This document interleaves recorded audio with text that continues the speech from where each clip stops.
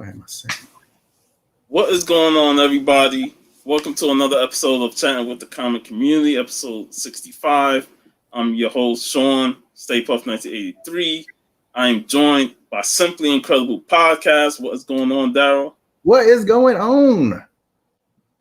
Great to have you on. I was kind of worried that nobody will pop on, but you came on the last second, so it'll just be me and you until somebody. And then the best comes. Yeah, that's my line and stick to it. So until people join us, it'll just be us shooting the shit. Yeah, and we got all kinds of poo we can shovel. Oh yeah, I showed this early in the week. Mm-hmm. But I finally completed my She-Hulk Sensational run, issue 37. Nice. Yeah, there's a few in that run I'm still missing. The jump rope issue. That and the pregnant issue, where she got the beach ball. Yeah, in front of her. The beach ball is colored green. Yeah, like the Demi Moore homage. Yeah.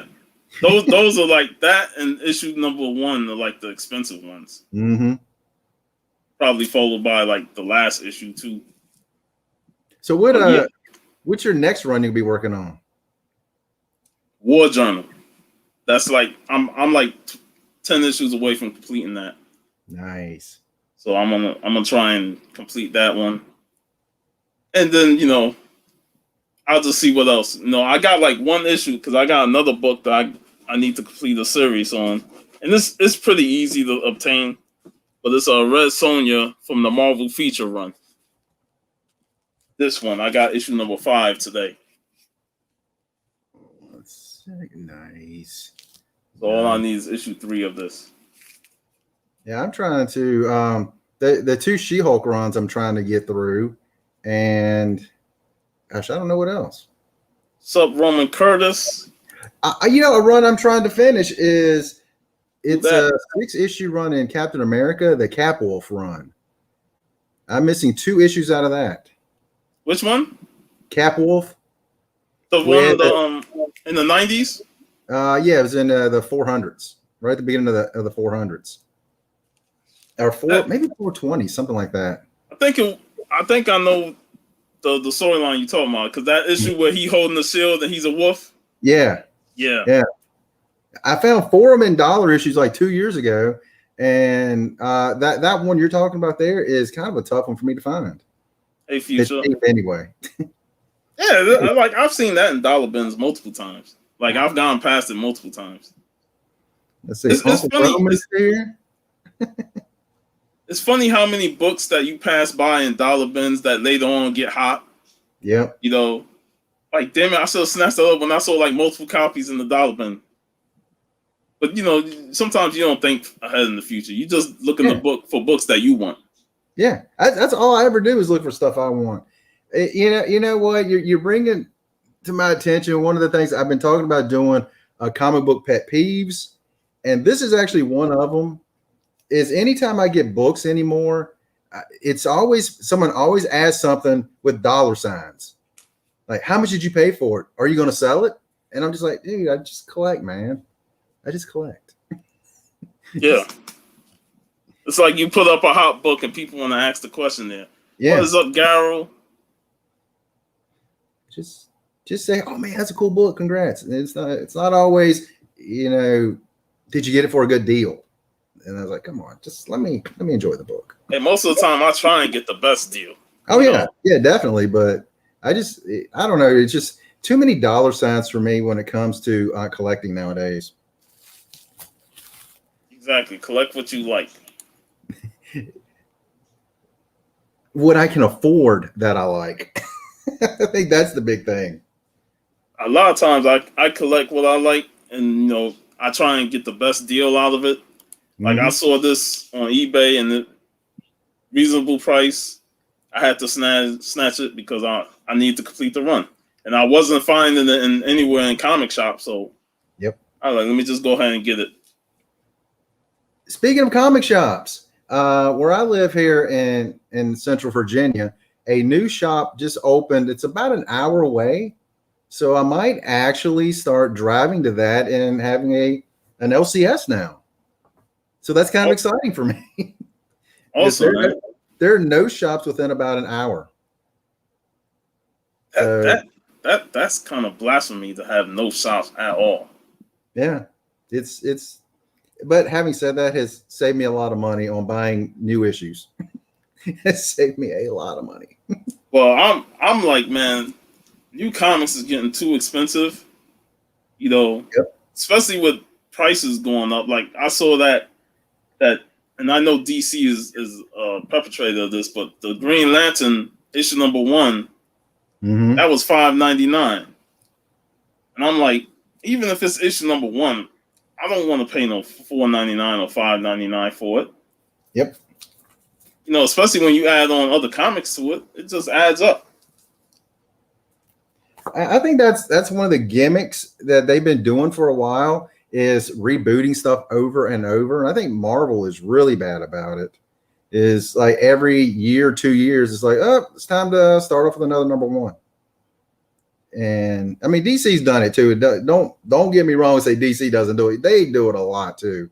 Like, I mean, here's what Harley Quinn number 1. This is the 4th run now. Like, dude, just did they really need to relaunch it? Exactly.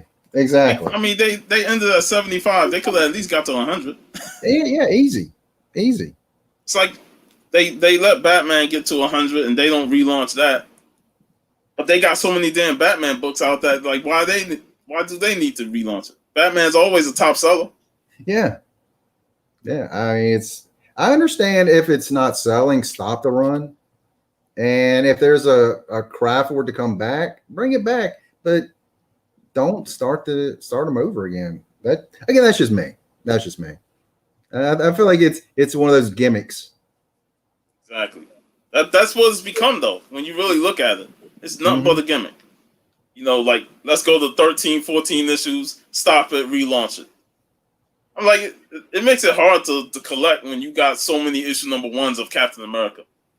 Mm-hmm. Who was it? It's been about 4 or 5 years ago. It may have been Squirrel Girl or Silk, one of the two. They had 2 issue 1s within a year, and on the cover it said the second number 1 this year or something like that. I was like, wow, you're making a joke of it yourself. I was like, that's pretty good. Well, I did get the Jim Bartel variant. Oh, so, hold on now. Mm-hmm. I can match you. I do want the She-Hulk cover from Avengers. I can't find that one. No, I got the Bartel Black Cat. Let me see. I feel like I've got that one as well. And I also got Emma Frost. That one they didn't have. So Who dat? What's up? Myself had this. Driving. Oh, you driving? Are you underwater? No, I'm driving. Scuba. Yeah. I'm driving, and I technically am underwater because we're below sea level in Louisiana. Oh. Did you get this one? Yes, I have that one. Yeah, this one came out a few weeks ago, but they had this one at that shop, so went and picked up that Black Panther cover. Sure, it's a sweet. That is a great cover. I got 2 copies of it because it's just so good. Show off. I know, man, but that's the thing with Marvel though. They doing these special variants like the Alex Ross ones and Jim Bartel's. I'm like, I don't want to buy Marvel, but I'm sucking into buying these variants. So as long as they cover price. Yeah. I got the recent Far Sectors, issue 11. That's something I need to start reading because I know you talk very highly about it, so I've got to start reading that. I'm going to be on Fresh Princess's live stream tomorrow, Brown Girls on the Ring Book Club, and we're going to discuss the 11 issues of Far Sector. Nice. Let me make my... I got Two Moons, issue number 2. I enjoyed this issue. I read it. Only thing is it kind of ended like quickly as opposed to a quick, like a cliffhanger or something like that. It just ended. And I was like, wow, now I got to wait till the next issue. But it didn't really end on the note where I want to look forward to the next issue. I've never heard of that one, so I got to Yeah, check that out. it's by Image, written by John Arcudi.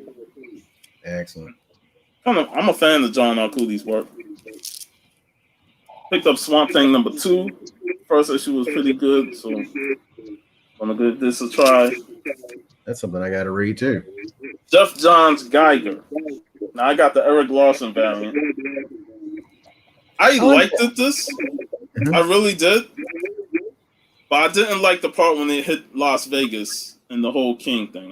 There's no spoiling on that, but that part kind of was a bit iffy for me. But overall, I enjoyed the story. And, it's Jeff Johns. Let's see what he can do with his first Image comic, or at least, in a long time.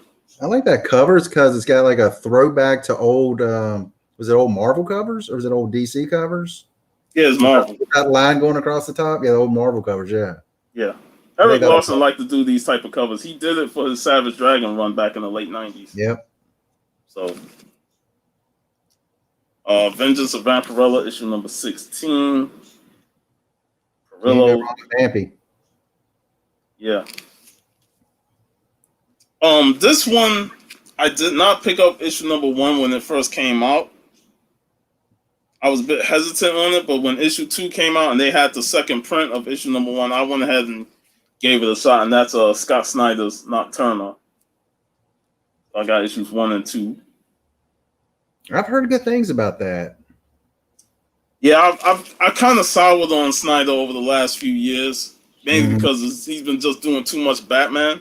Mm-hmm. So I ain't really wanted to give it a try, but I decided to go ahead. Sonya Versu, issue #3, Joseph Michael Linzier cover. That's got like a Harley Quinn vibe to it on that cover. Bitterroot #11. That's something else I got to read. I hear people talking really good things about Bitterroot. Yeah, I'm still enjoying it. Nice.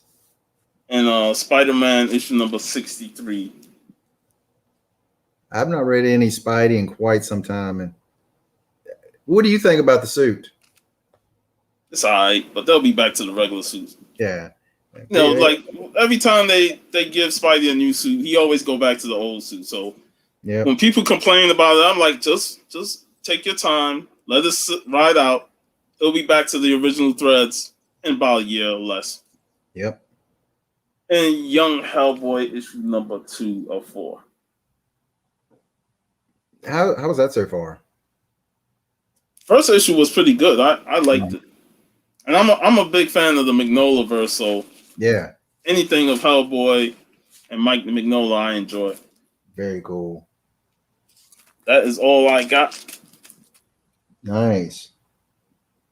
Let me show a few. Sure. Well, yeah, you saw the women's history, so that's the only 3 of those I've got so far. So I hope I can find more of those. And for Miss California Blend, let's see, I've got some blanks. I'm hoping to send her to do some work on. Oh, nice. Especially want the pink Power Ranger on this one. So definitely. And does anyone know, are these 2 different titles?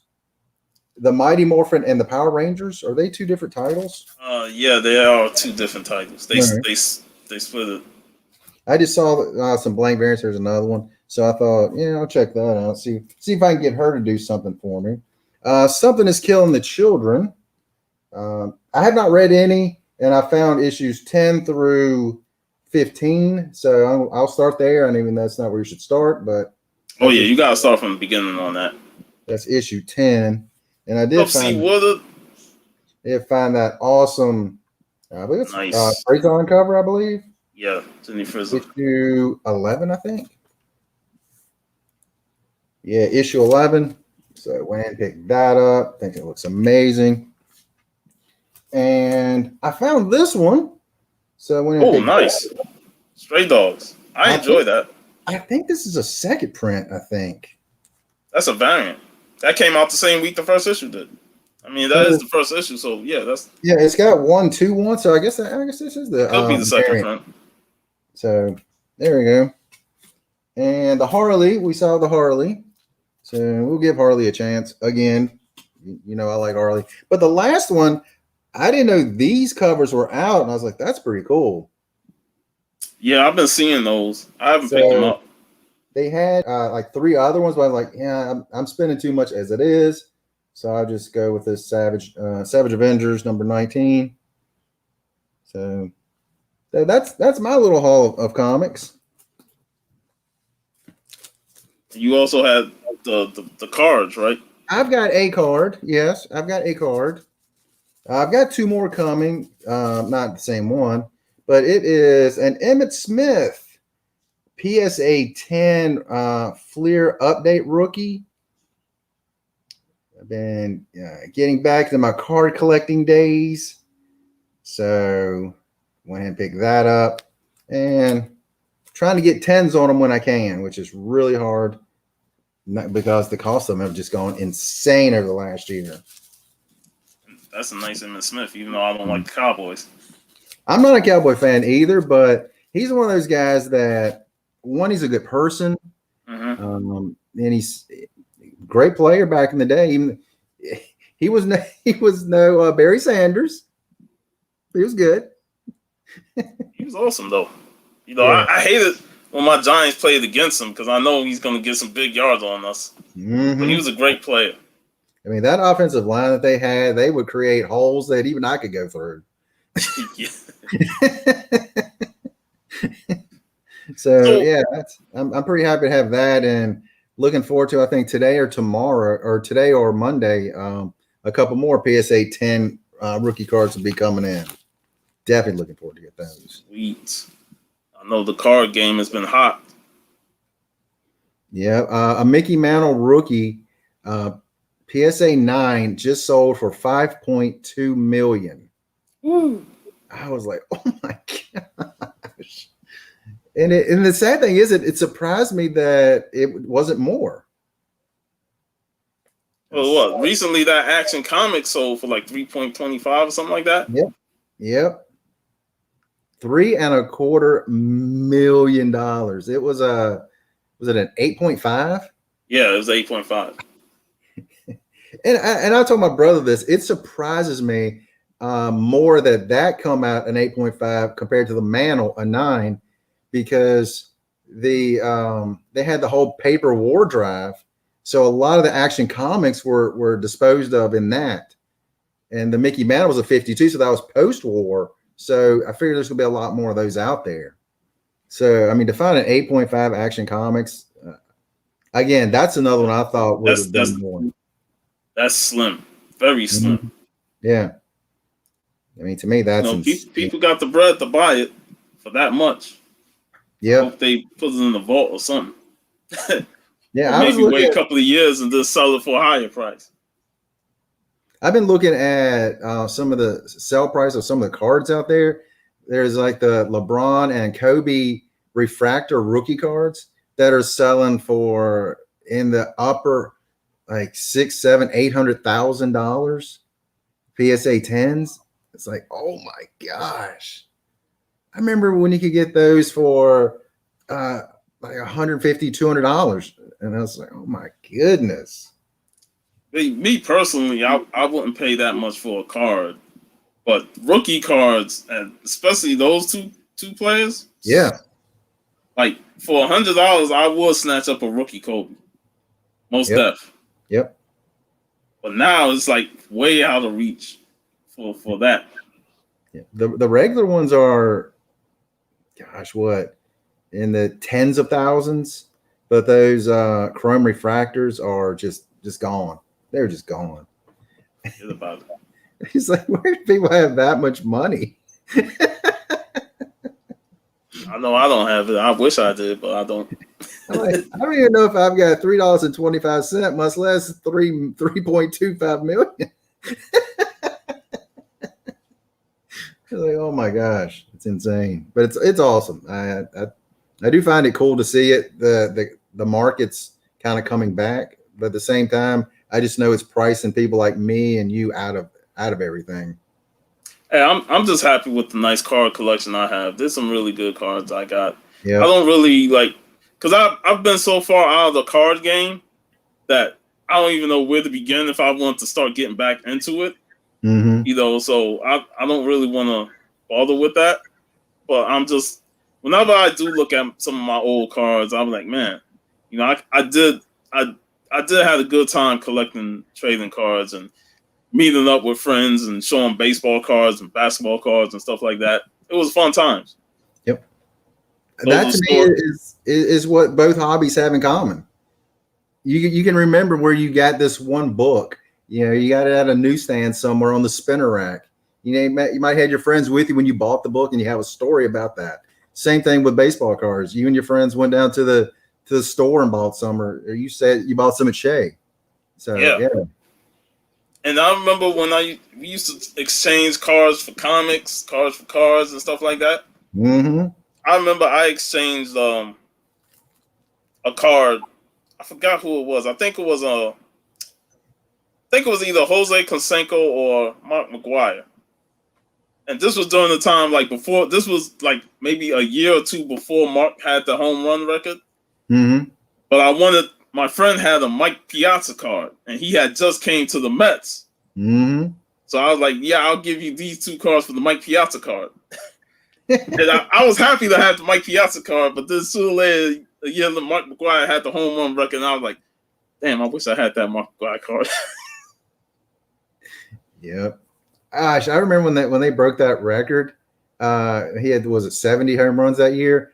I remember cards were everywhere, even on the Home Shopping Network. They were selling cards. Yes. The Home Shopping Network is where my mom used to give me birthday gifts of, when they used to sell comics on there. Yeah. Like the bundles of comics. Most of them were like dollar books in general, but that's where I got a lot of my Strike Force Morteri comics was from those bundles.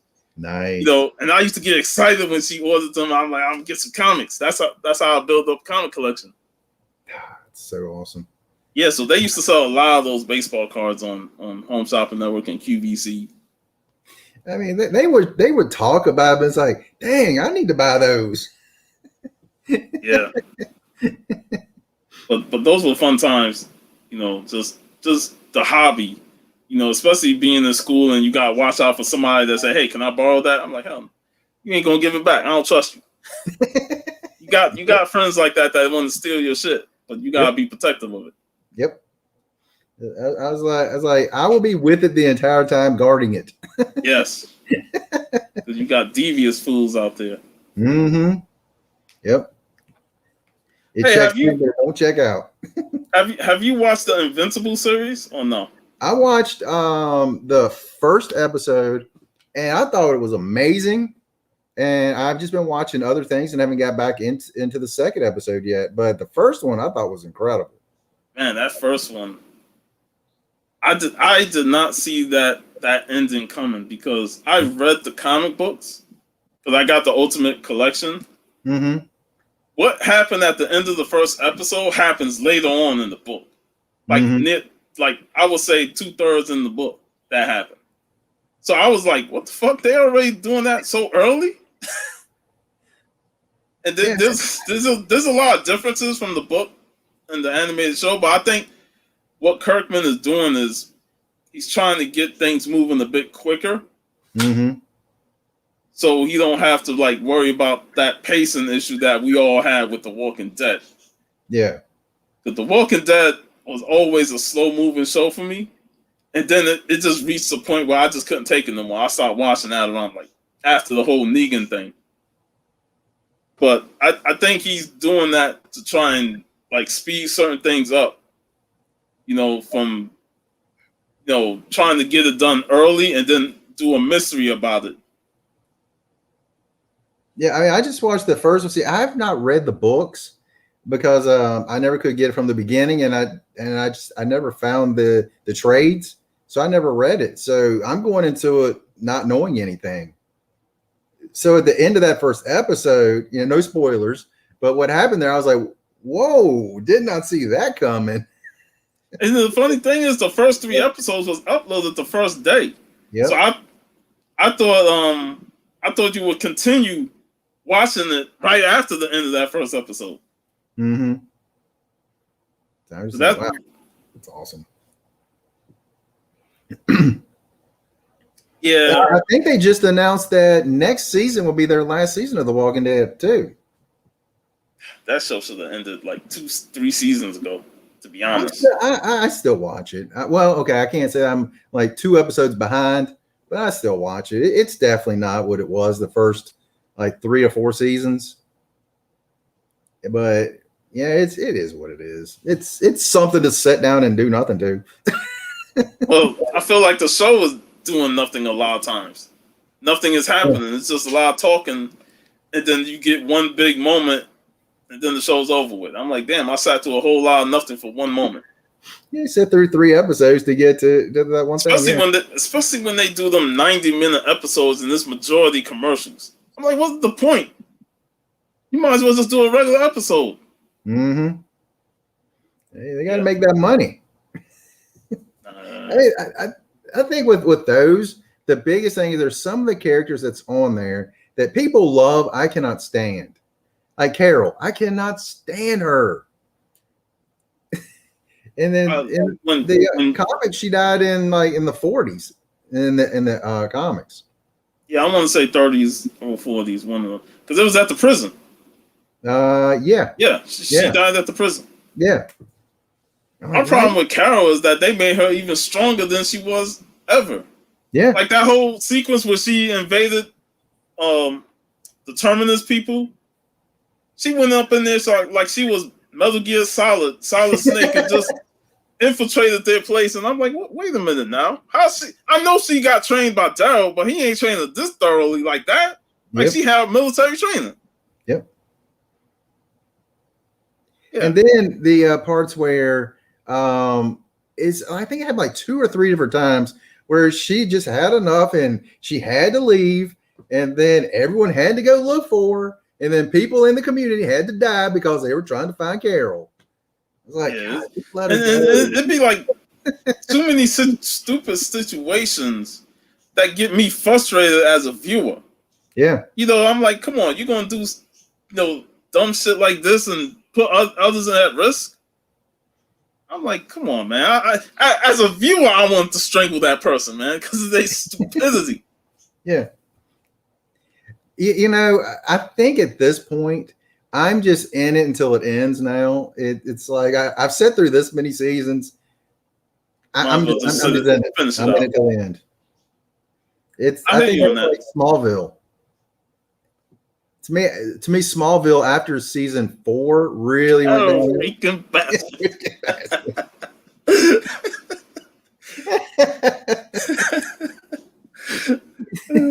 So what's going on, Cookie? Hey, next Saturday ain't gonna be a show because I'm hoping we still go through with it. But I'm going down to Tampa, gonna hook up with Steve and Jeff. I think Cookie's supposed to be there with Hialeah, and Javi is coming from the West Coast. So next Saturday, I'm going to be out for majority of the day just hunting with those guys. And you know me, I'm gonna get it all on film. I'm so jealous. Come on, you can take the trip down here, man. Maybe Steve will make his second video. Maybe. I'm gonna imply that to him, like, yo, Steve, gonna have to make a video about this, man. All of us together. Exactly. So you can't record everything, man. I'll be the one that be doing all the video for this. Like, moments like these need videos so we can remember it by. You know what I mean? Mm-hmm. Smallville is my guilty pleasure. I love Smallville. Yeah. I mean, season 1 hooked me on it. When what's his name? When Lex hit Clark, I was like, "Oh my gosh, this is great!" I loved it when Smallville debuted. Mm-hmm. I watched the hell of that show. I will say that it kind of faltered towards the end, but I still enjoyed it.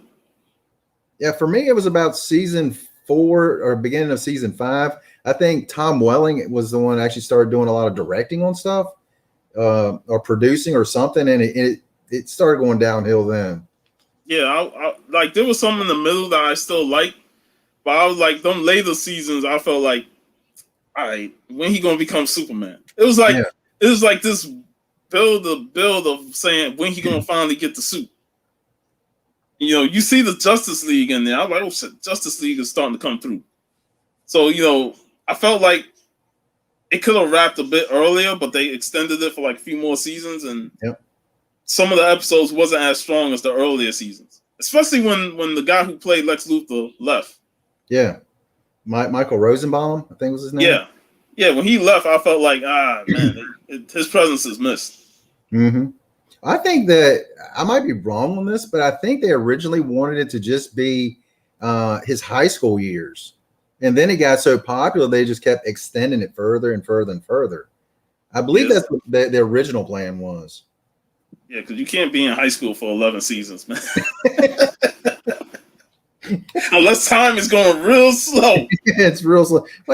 Or animated series, yes. I mean, Bart Simpson. Simpsons is a whole different conversation when it comes to being on air for 30 plus years and they ain't never aged. At this point, they should be the same age as the grandparents. Yeah, exactly. I mean, they are, say, 30, what was it, 89 when it first came out? Yeah, wow. He was crazy. He was like 10 years old back then. That show lived longer than a lot of people who were born around that time and passed away earlier. I'm like, damn, this show outlived all those people. That's not right. That show should have been canceled. I don't know if you've seen any of these videos. Nancy Cartwright, she does Bart's voice. Like she will go play. She do videos of herself going places, and she'll be like, "I'm Bart Simpson. Who the hell are you?" Like to like a waiter or something. And I just think that's hilarious. It is. It's like that video when Mark Hamill was dressed up as a stormtrooper, and he was meeting all those people, and I'm like, damn, I don't know, that's Mark Hamill. That the games they be playing, it's almost like when Lupita, she dressed up as a Power Ranger at San Diego, and went around the whole con. She even got Sanford Green's signature, and then when he saw that on Instagram, it was her. And like, oh man, you know that it throws everybody off. You don't know who you meeting at some of these shows. Oh, dude, San Diego. You look at pictures later, and you'll find all kinds of celebrities. They're dressed up, just walking around. Yep. I know when I was there, Ben Affleck was there. Just from what I understood, he just had like a mask on, and you see just a regular tall guy walking around. You don't think nothing about it, but there he was, Ben Affleck walking around. Yeah. Then when you look at the video on social media, you be like, "What? That was Ben Affleck? I walked by." Yep. It's like crazy. Wow. Like gosh, how did I not know? Also, next week, when I get home from the long day of hunting, I plan on doing my next old school hip hop volume 3 discussion. And coming after yesterday with the loss of DMX, I know I'm definitely going to listen to all of X's albums again because I love listening to his stuff. He brought just a whole different vibe and energy to his music. So I know that's going to be like one of the top topics next week. It's just to go over DMX career along with some old school hip hop. So I grew up in the 80s, that hair metal era. But I remember when I first heard Party Up, I was like, what is this? And I just started listening to a bunch of DMX stuff. I was like, oh my gosh, this is amazing. It was, to me, it was a totally different thing to me. And I was like, wow, this is awesome. And I remember seeing him in, was it Cradle to the Grave? Yep. Jet Li. Yeah. And I was like, look at that. That's the dude from the song.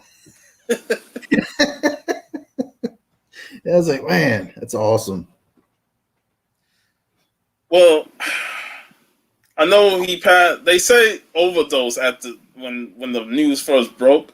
Then there was conflicting reports because others were saying it was a heart attack. So I'm kind of looking. I'm hoping more it's a heart attack as opposed to an overdose because I know he had drug issues for majority of his life. Mm-hmm. But I'm really hoping that It's more of a heart attack. But if it sucks that we lost him at the age of 50. I just recently saw a video of him and Snoop, and I was like, that's pretty cool. Yeah, they did the verses last year. Yeah, and I was like, man, he put on a lot of weight. Yeah, DMX, and I was like, man, look like me. But I apologize. That's not right. But he, yeah, she's so good, so good. Man. But I mean, what I heard was that he had was it a few months ago? He had not relapsed with the drugs, but he went to a clinic anyway because he felt like he was about to. And then what I heard, which you know how rumors are, someone said that he actually did OD, which led to a heart attack. But I'm like you. I hope he did not relapse and get back into the drugs. Yeah, because he was doing so good over the last like 2 years or so. Yep. But yeah, that's what I got set up for next week after a long day with those guys down in Tampa. Gosh, so jealous of you. Hey man, you can take the drive, man. I can't. I still can't. I can't. I still can't be around people. There's a Comic-Con happening about an hour and a half from here. I'm still not allowed to go to. I get my second shot on Monday, and they say 2 weeks after that is when I can kind of start opening up and start doing things again. Okay. So, you know, that's doctor's orders. So, like, darn it, man. There's a Comic-Con. But that's understandable, though. Yeah. Hopefully, when is a MegaCon? Is that August? October? Yeah, I'm skeptical on that, though. Mm-hmm. I'm really skeptical on it. I mean, we gotta make it through June and July to see how it goes. Yeah. Because Heroes Con in July in Charlotte, they already canceled that, and San Diego canceled. So, yeah, I'm skeptical on MegaCon. That might get canceled too. And I really don't blame him because it's gonna take a while for life to get back to normal. mm-hmm. You know, where we're not wearing masks and have to deal with 6 feet distance and all that stuff. It's still, we're still in the recovery process of it, and there's people still, you know, dealing with this situation that, you know, we still have to be cautious about it. And even though next week I'm going down to Tampa, I'm going to be having my mask. I got my hand sanitizers and make sure that, you know, we all be safe and stuff. Yeah. I just found out this lady I know, she is probably around 80. And I found out that she's been in the hospital for almost 3 months with COVID. And they said she's finally gone from the ICU to like a regular room. It's like, my goodness. Yeah. And I think those are the people that we still got to really worry about is the elderly and even though like younger people, you know, they might get it, but not really have it that bad, but they might transfer it to someone. I think that's the thing. So. And that was the thing when I was at that show last week with Boatwright, meeting Jimmy Hart and stuff. There was so many people there without masks on. I was like, it's kind of ridiculous that, you know, they're just walking around with no mask on and just, you know, being close to other people. And it's like, nah, if you ain't got a mask, man. Did you see the South Park COVID episode? No, I have not. Okay. They kept showing this on here. He's like, I'm wearing my mask. It's the chin diaper. They kept calling it a chin diaper. I was like, that is so funny. He's got the chin diaper. Yeah, they can make fun out of it, but it's a real situation that you know, you don't want to make lightly of. Yeah, I was watching one of the baseball games, and they're only like 20% capacity, and I'm still kind of like cringing because it's so many people there still. The Nationals started out the year with COVID and with one of the players testing COVID. That postponed the games with the Mets. Yeah. I'm still mad at that. Did you read my comments about them? Yeah, I read your comment. I was like, they should treat it like injured players. Just give the Nationals 3 losses and give us 3 wins. Exactly. It's like, hey, look, my team here, we can play. I mean, because in a month, if a team has 4 of their starters on the injured list, are they going to postpone the game? No, they're going to play the game with reserves and stuff. To me, they should treat it like an injured list. Yeah. So if you're going to postpone the game and they wasn't properly prepared because of it. Yep. Just give us the 3 wins, man. Exactly. I'll take that. Yeah, we need all we're going to get. I didn't like losing 2 out of 3 to Philly, but no. I still can't believe our hitting is just terrible. Like, gosh, like DeGrom is pitching today. In the opening game, he pitched 6 shutout innings, got 2 hits, including an RBI. They were winning 2-0 when he left, and they still lost. Like, come on, man. You can't win with 2-0, man. If your bullpen gonna come in and blow it. Yeah. And the team they're just not hitting. So yeah, well, it's like a continuation of the last couple of years for the Mets. I like to apologize to all the people in the chat because they're all like, are they talking about sports? Yeah, I'm sorry. Hey, this is a show where we talk about anything that comes to mind. It's just us 2 right now. Yeah, come on, join us, people. Come on, join us. But yeah, it just sucked losing to the Philly. I hate the Philadelphia Phillies. They got a World Series because of our collapse. It's true. Then who was it? The Nationals last year. Well, 2 years ago now, they won the championship. I'm like, gosh, what about we couldn't beat Kansas City, man. We couldn't score enough runs against them. Yep, it's been 35 years since 1986, our last championship. That's longer than the Simpsons.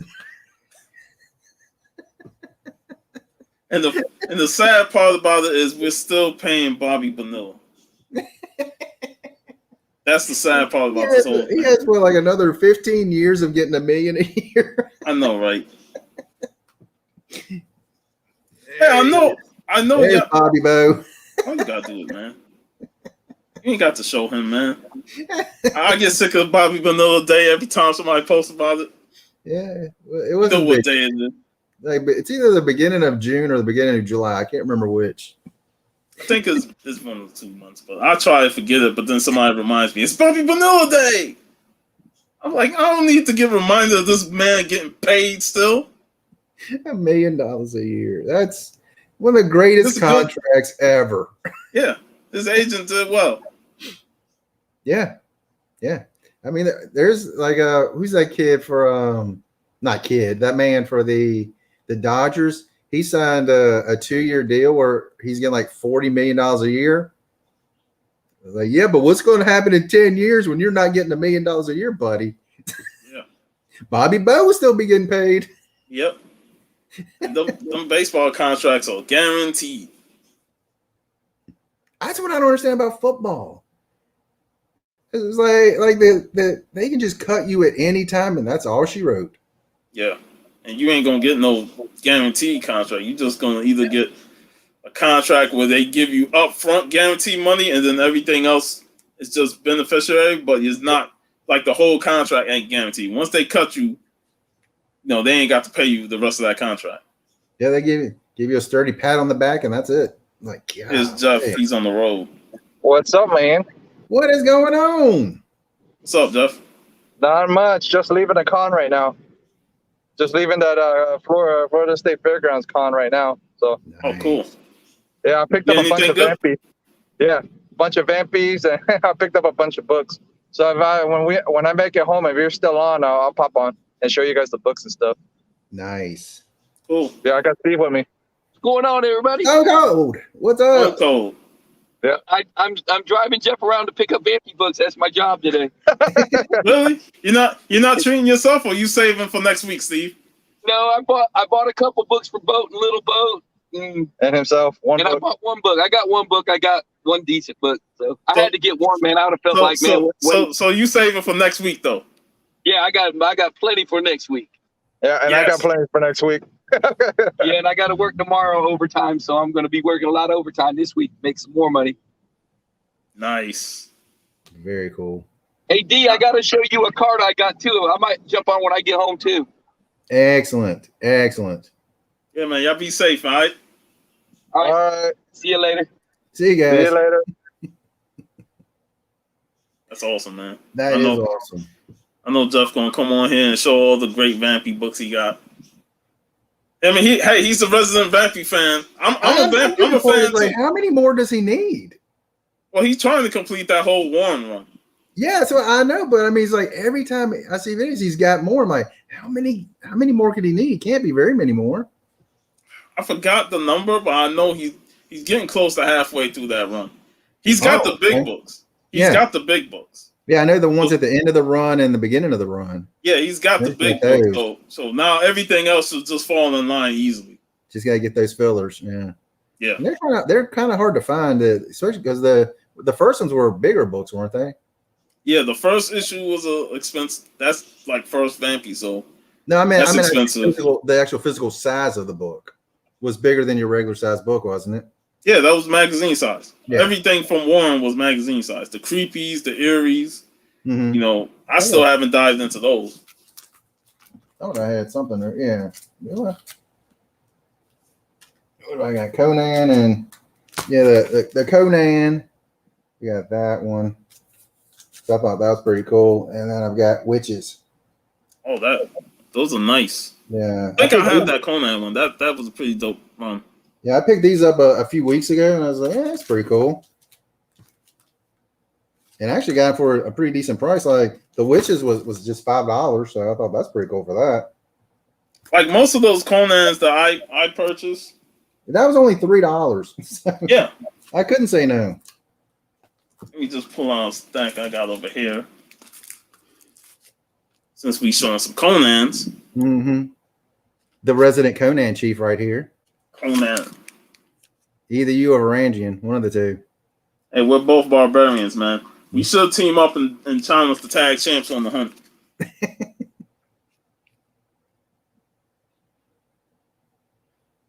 Just a little. Very nice. Even the back. Oh, that's awesome. What's good? Aggressively relaxing.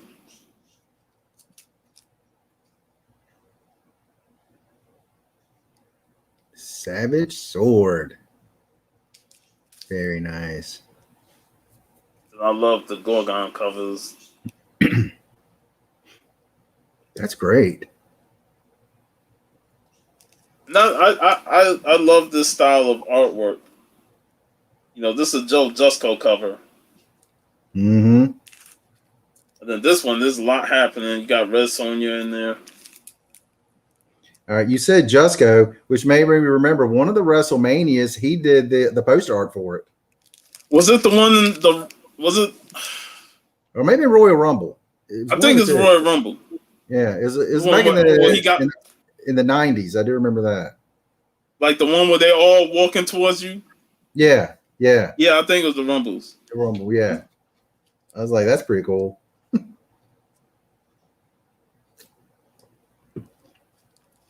Gosh, that old artwork is so good. Yeah. And I just love the black and white interior art too. All right, that looks like do you remember the Budweiser lizard?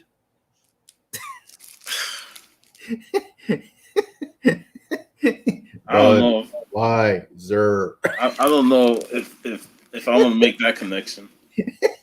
With those eyes. This one was $5. I just remember that those commercials. I love those commercials. That is great. Gosh, that old school artwork is so good. Another $5 one.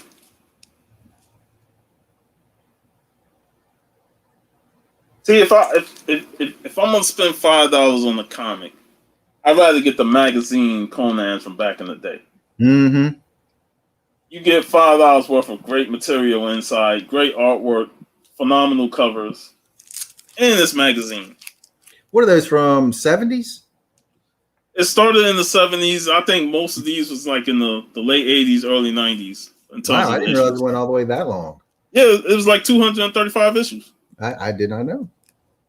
The regular Conan series was 275 issues. Mm-hmm.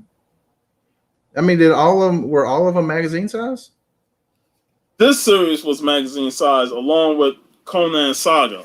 Mm-hmm. But the Conan the Barbarian was regular comic size with color artwork. I see aggressively say he can't read Conan. I get to talking like him, and people don't appreciate it. Okay. Yesterday, Varangian, he said situation at some point, and all I was thinking of was twins. The was the second rule in a crisis situation. And I was like, Varangian, please say, what's the second rule in a crisis situation? If I'm not mistaken, it sounded so much like Arnold when he said that. I know you asked about twins if we did twins. If I'm not mistaken, I'm not sure if he's a big fan of that movie. The two guys looked exactly the same. Arnold and Danny DeVito. Because I remember asking him about it. He was like, he didn't like it as much. Probably because it's like Arnold's portraying in the comedy. Mm-hmm. It's his first comedy movie. And wasn't that his first first kiss on screen? Or I don't know. He did kiss the girls in previous ones. Did he? All right. I thought he was talking about at the end of Running Man. Yep. Was the first sex scene either? Because I thought he said it was his first something, and he was very uncomfortable with that scene. I think that rumor been going on for years about a sequel to Twins. What, they have no grandkids now? They wanted to add a third twin. I'm like, oh hell no, man. I remember one of the rumors was going to be Eddie Murphy. I'm like, oh hell no. No. So, now y'all going way outside the box with that type of thinking. Well, I mean, really they could because they were like test tube kids. So really you can have like 20. No, man. Like if I want to see Eddie and Arnold in the movie, yeah, I want to see it, but not twins. I don't think I would want to see a new one now. I would want to see one from the 80s or early 90s. I don't think I would want to really see what they would be in now. Yeah, I like for me, I don't, and I liked it the second Coming to America, but I'm not a fan of sequels over 30 years old. Yep. You know, like Coming to America didn't really need a sequel. I watched them and I was like, it was all right. I like it was fine. I mean, scenes and stuff, but at the same time, the things that hurt the sequel was it was not rated R. Yep. It was kind of a retread of the first. Only difference is it was more in Zamunda. I was about to say Wakanda. It was more in Zamunda than it was in New York.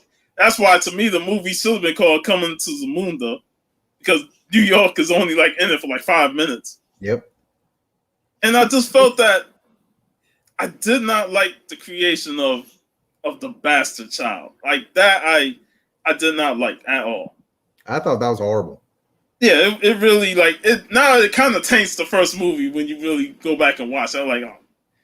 I try and think that this movie is in the alternate universe, and that it never happened in the regular universe. To me, if they had said it was Semi's child, that would have made sense. But then he wouldn't be the heir to Zamunda. Exactly. But to me, I mean, he was trying to hook up with people, and Eddie Murphy, he was not. Oh, he wanted one girl. He was I thought if they gone that direction, I can see that. But the way they went with it, I didn't like that at all. I mean, like the movie did have its moments. I loved it. The funeral scene with James Earl Jones. I loved it. I was like, that's the best way to go out. Like, I'm gonna die. let's have the biggest celebration. You get all the celebrities, Morgan Freeman in there. That shit was hilarious. I was like, yo, I liked that. And then, like I said, there was a couple of good scenes here or there, but as a whole, the movie was just average. Yeah. And yeah, they were having a lot of fun. Wesley Snipes' character was just over the top ridiculous. You could definitely tell from watching him in that movie that he was just having the time of his life, just like he was in the Dolomite. My Name is Dolomite. He was just happy to be there. Yet. I do got to watch it. Yes, definitely check out My Name is Dolomite. That was excellent. That was excellent, man.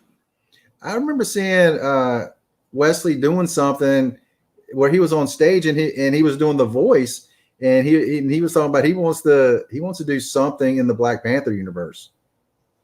Hey, I wouldn't mind seeing it. Yep. Man, imagine him back in the 90s if he was Black Panther. My goodness. I mean, I don't know how he would do the accent, but I thought he would have made a great Black Panther. I mean, I thought he did the accent really good in the movie in Coming to America. Well, I felt like that was exaggerated to the point where it's comedic.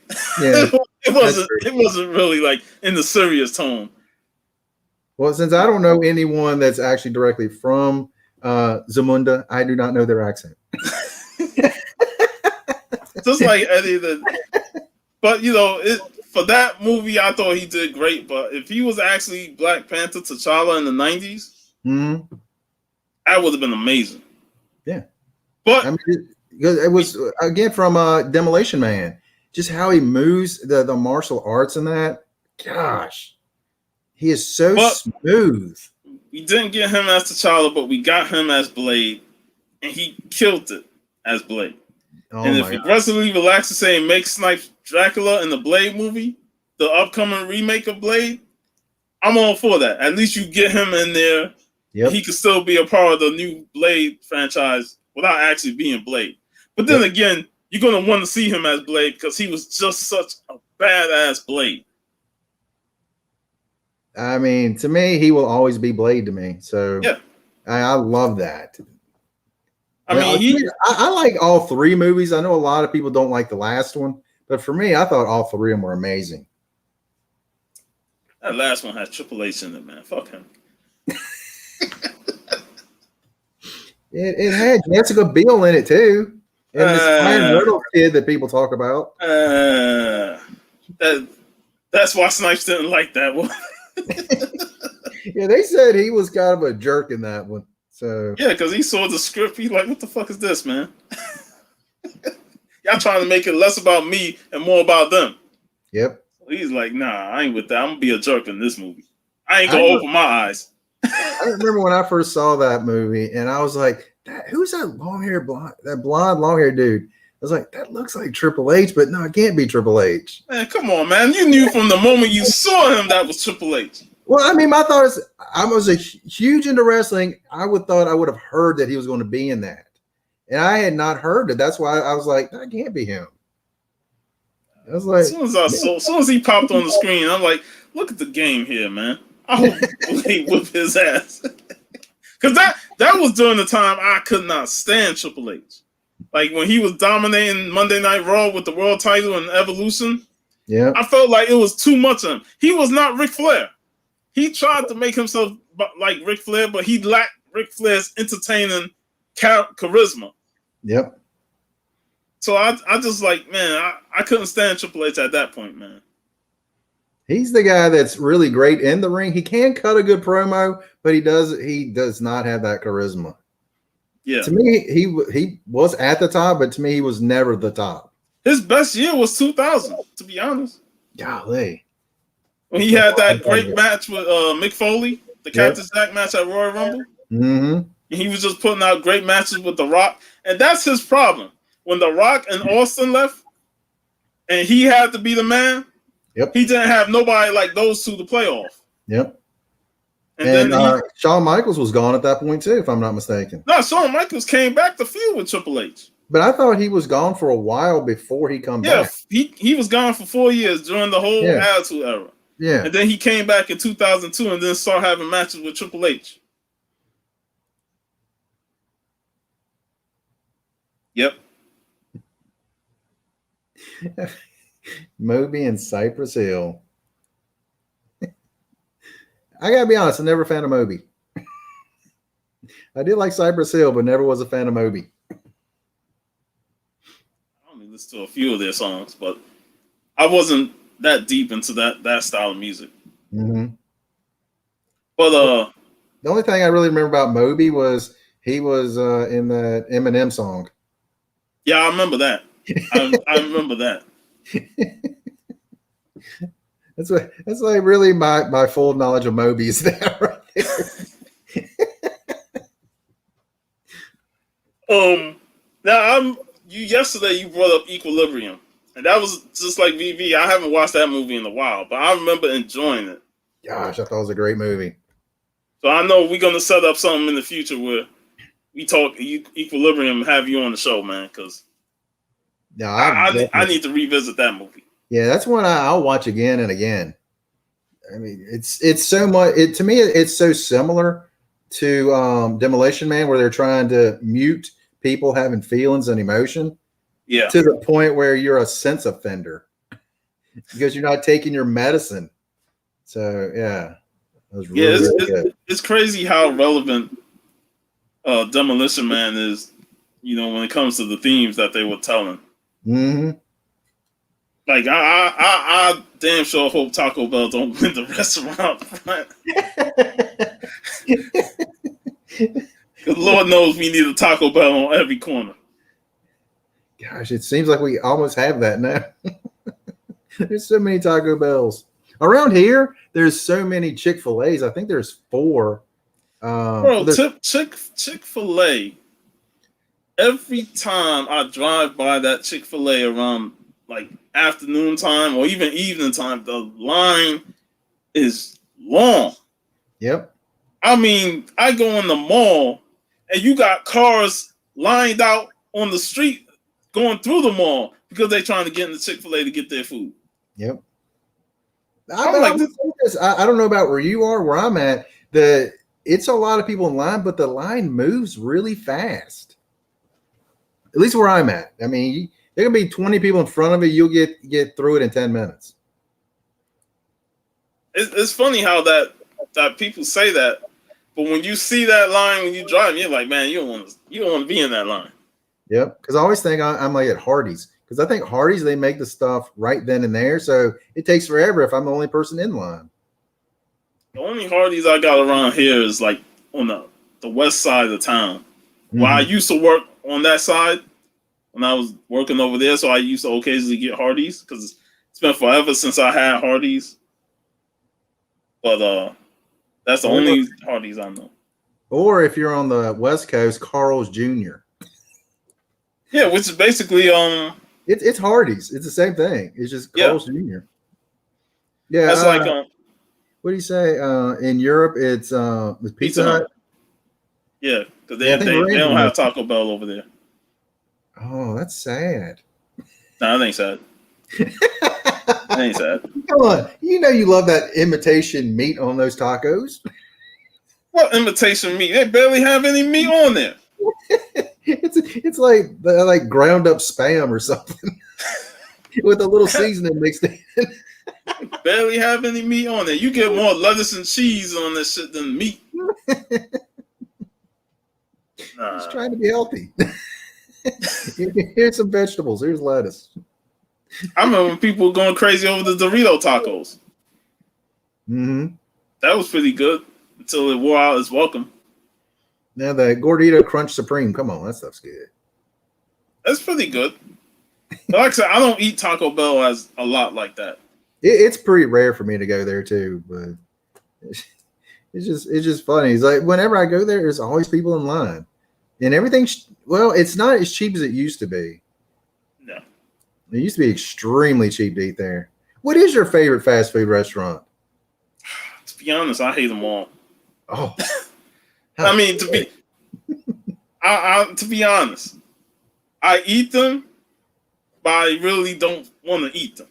Mm-hmm. Like, I don't want to eat McDonald's. I don't want to eat Burger King. I don't want to eat Wendy's. I like Wendy's. I will put Wendy's over McDonald's and Burger King.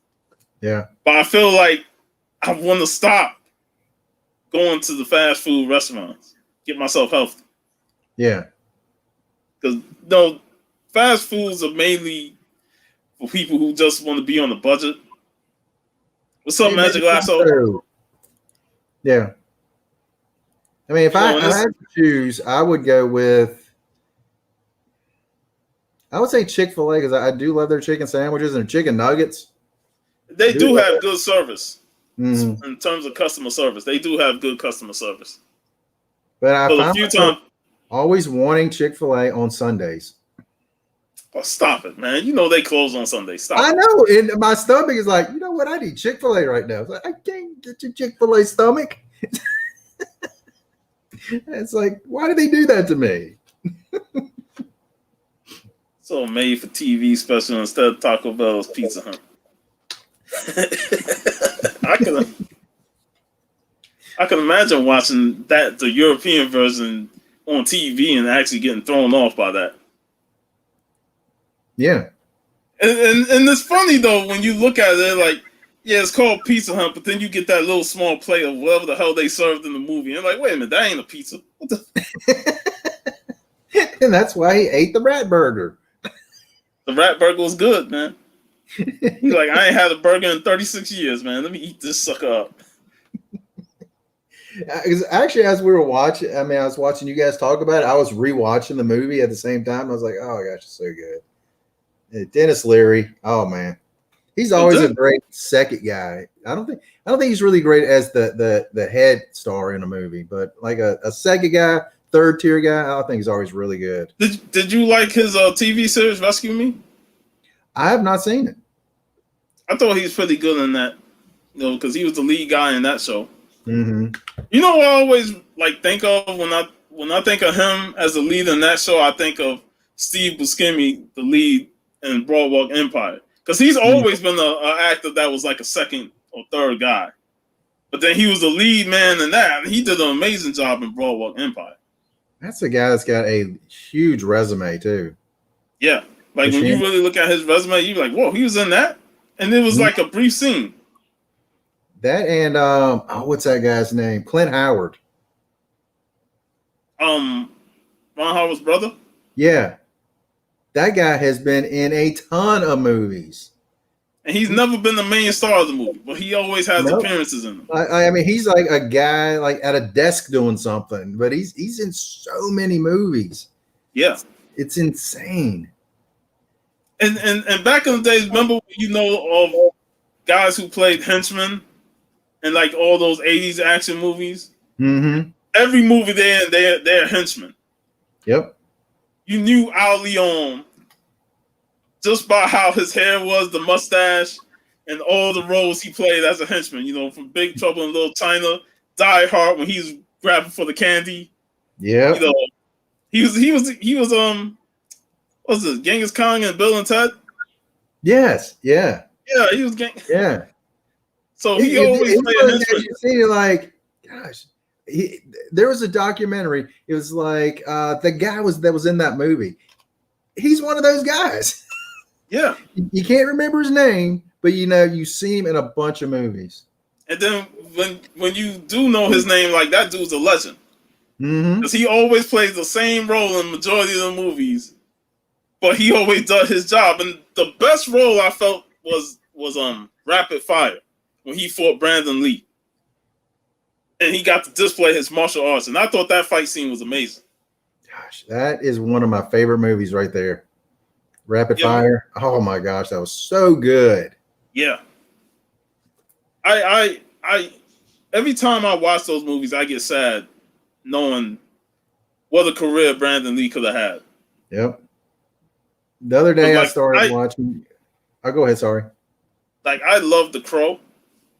That's one of my favorites. And sometimes I don't want to watch it because I know what happened on the set.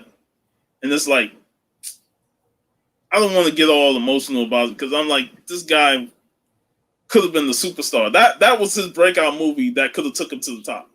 Yeah. I mean, I just know he was going to be huge. He was very charismatic. He had a great look. And you could see his acting like from movie to movie, getting better and better and better. You just knew he was going to be something special. Yeah. Oh gosh. Oh, The Crow. I tried to watch City of Angels the other day. I honestly made it like 20 minutes in. I was like, I can't even watch this. Yeah, if Brandon Lee wasn't in it, I'm not watching those sequels. Yep. Brandon Lee is The Crow to me. Mm-hmm. They've been talking for what 5-10 years now about making another one. Yeah, I remember a couple of years ago they brought it back up. Yeah, it was talking about Bradley Cooper. And I was like, no. Don't you do that to me. Not Bradley Cooper. Not Rocket. Yes, Rocket. I don't know. Man. Gosh, what a great movie. Yeah, it's like there's endless movies that me and VV could talk about. You know, I can't wait to get to start talking spaghetti westerns because that's the genre of westerns that I grew up with. Westerns. See, I don't know too many that are like that. Like, what would be considered that?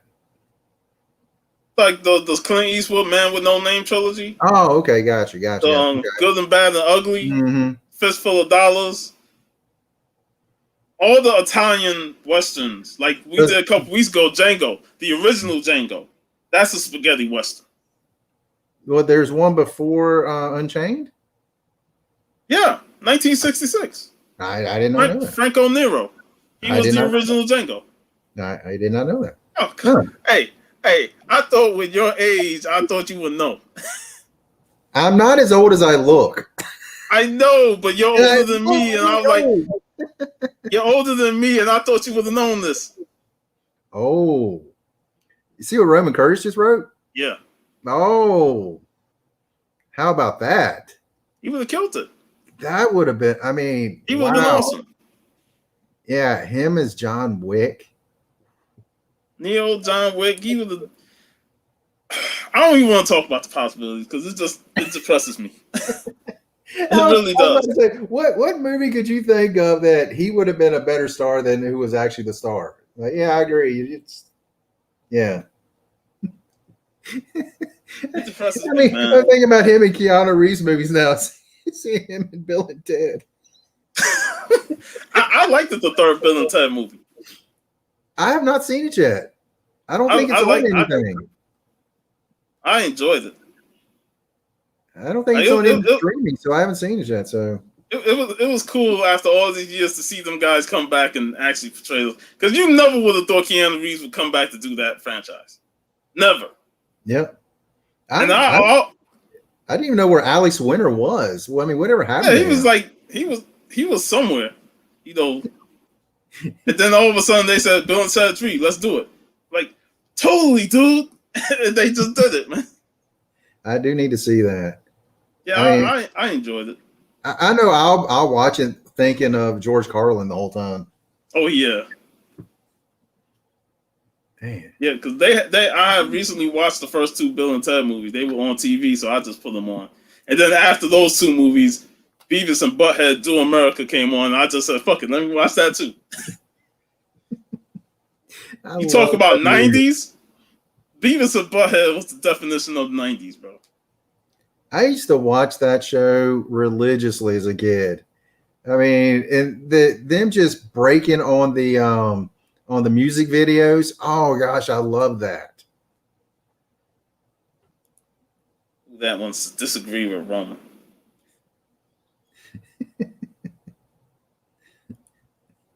Charlie Murphy. He's another one that we lost, man. I didn't rub my feet in your couch. Yeah, I did it.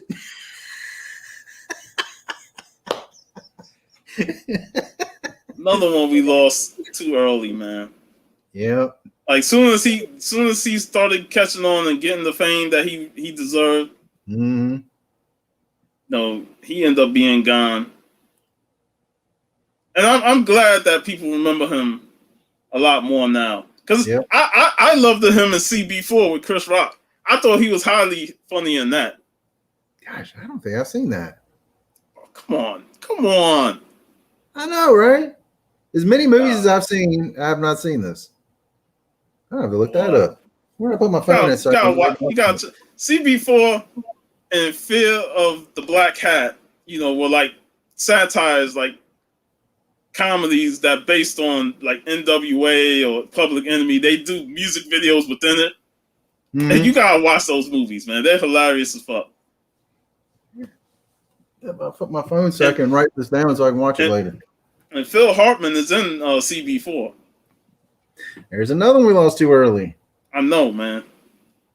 When me and Vivi was talking Jingle All the Way, I was like, yo, Phil Hartman was a trip in that movie, man. Like, I always love his mannerisms and how he acts a certain way, like this uppity dude, but yet he's a slime ball at the same time. What's that? The one movie I didn't outright hate him was House Guest with Sinbad. Oh, yeah. I enjoyed that movie. Yeah, and Sinbad was another one. I hope he's doing well. He was another one that I love watching his movies. But Sinbad just had that charisma, that presence with him, and he could just make you smile. He was just when I always watched him, his stand up back in the day, hilarious, and he was very charismatic. It just seemed like he just vanished one day. Yeah, it's like he was on top in the 90s. The next thing you know, he had legal issues and stuff. I know he was in Harlem Nights, but he didn't have a massive role in terms of Charlie Murphy. CB4 was like his first major role where he had majority screen time and pretty much dominated whenever he was on the screen. I can't even think about Harlem Nights without quick, you shot her in the pinky toe.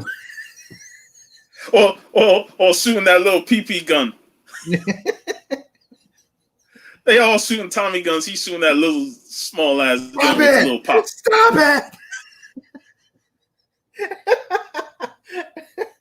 Yo, that was so good. They don't make them like they used to. That movie was so good. I mean, the cast in that movie, oh my gosh.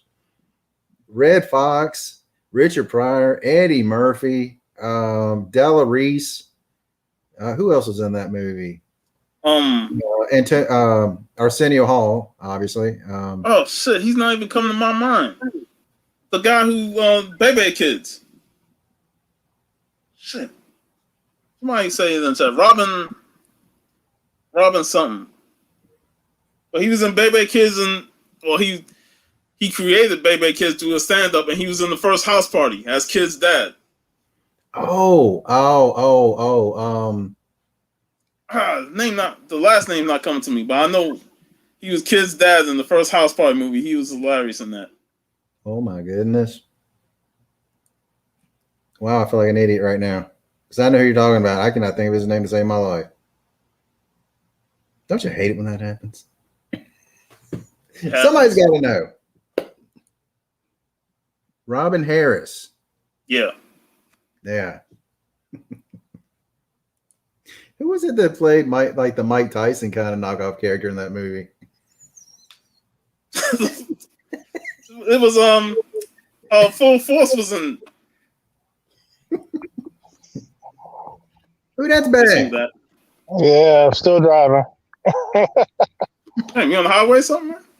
No, I'm not on the highway. I'm just driving to the other comic shop.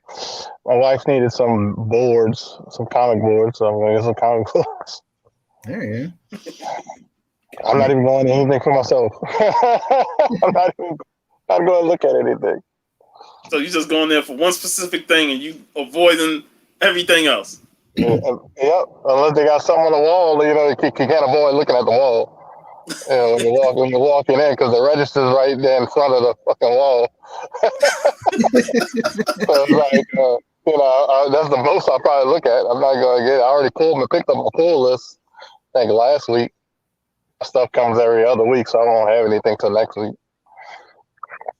So I'm just going to get that going on. I went to the card shop. That's what my main purpose was going out today. Picked up a box of Select baseball for $200. So. Oh, not really. Nice. Yeah, they're selling for like 400. Like people who rip them and stuff. I said, I'll take that. But that's why you're not getting anything off the wall today. This is that. Yeah. Well, I paid for that like a week ago. Say Select baseball? Yeah. Huh. Well, yeah. I didn't realize they were going for that high now. Where are they? Well, Select that's compared to Select football and basketball. It's like the poorhouse. Yeah. Because Select basketball, you're talking, if you don't get it early in the thousands, the dollar range, it ends up being $3,000 or $4,000. Yeah. And the football right now, the one that just came out, is like $1,600. So $200 is, like I said, it's like literally like poor people money. But when you compare the prices. Yeah, because the baseball, they don't have the logos and stuff on it, so that's why people don't get that much. Yeah, it's only I think Bowman's Best. Bowman's has the contract with them, and who is Topps? Because Topps and Bowman's like the same company, I think. Yeah. Yeah, so it's just they have the rights, but I say Select and Prism, they actually have better hits. You know what I mean? Like better parallels and numbered cards and autographs and stuff like that. Mm-hmm. So you go bust it? Huh? You go bust that box, or you go flip it? I'm just gonna hold it. No, I'm not gonna even flip it. I'm just gonna hold it. I bought 2 boxes and they cracked one on camera for me. And that's the one I'll just hold on to those cards. But yeah, I'm just gonna hold on to it. Nice. But I went there to tell them to get me some Mandalorian season 2. See if he can get some boxes of that. Because that'll be the last. What's her name? What's her name that got kicked off the show? Gina Carano. Yeah, that's the last year. The last one she'll be any cards. It's the last thing she might ever be in. Gosh. People got mad about that, but they didn't understand the whole significance about it. You know what I mean? Yeah. It's like, I mean, how many warnings and how many times people can tell you stop doing something before they fire you? Like, what do you know? I mean, shoot, I can't blame her. It's all she is. Beautiful lady. I loved her when she trained martial arts. And she had the golden ticket. They were gonna give her a show, her own show.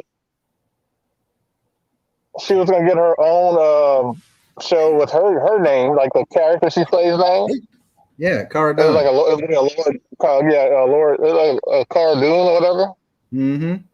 It's gonna be her own show, and they put it on a shelf and told her, "Look, just stop doing this. We got this show we want to put you in. Blah blah blah. Just chill out. You're not. We don't mind you doing your free speech, but you're reflecting your coworkers and the company, which is Disney. How about start with this? Do you like Disney money? Do you like Disney money? Do you like making that Disney money? If you do, all you have to do is just say one thing. That's it. Yeah. You don't even have to say anything. It's the greatest thing. Yeah. I'll take Disney money for saying nothing or keeping my mouth shut. Yeah, exactly. That's all you gotta do, man. You know what's so funny? Have people ever heard of ghost accounts? Seriously, right after the president was somebody was kicked off, and it wasn't me.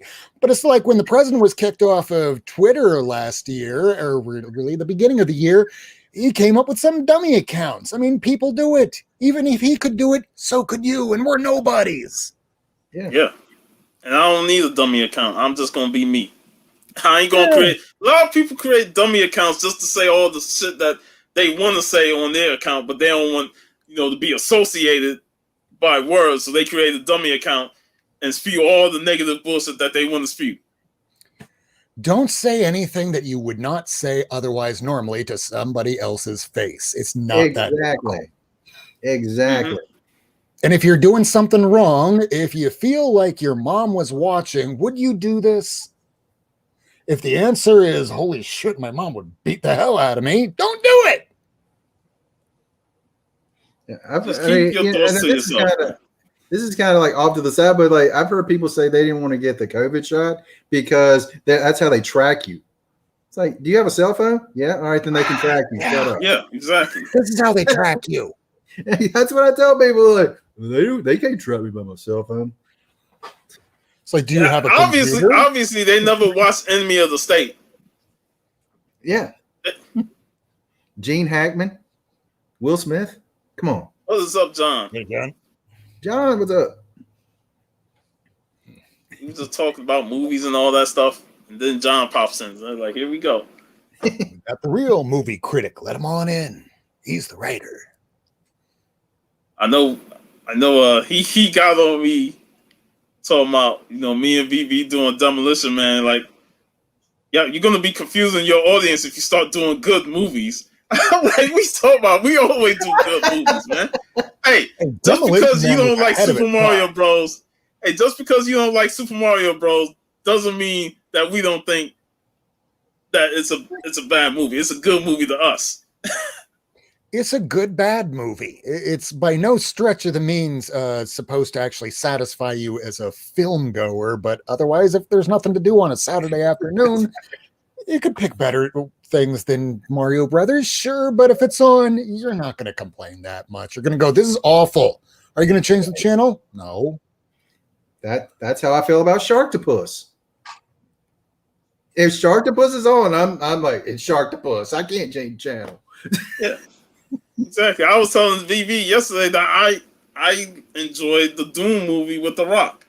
Now is it a great movie? Hell no.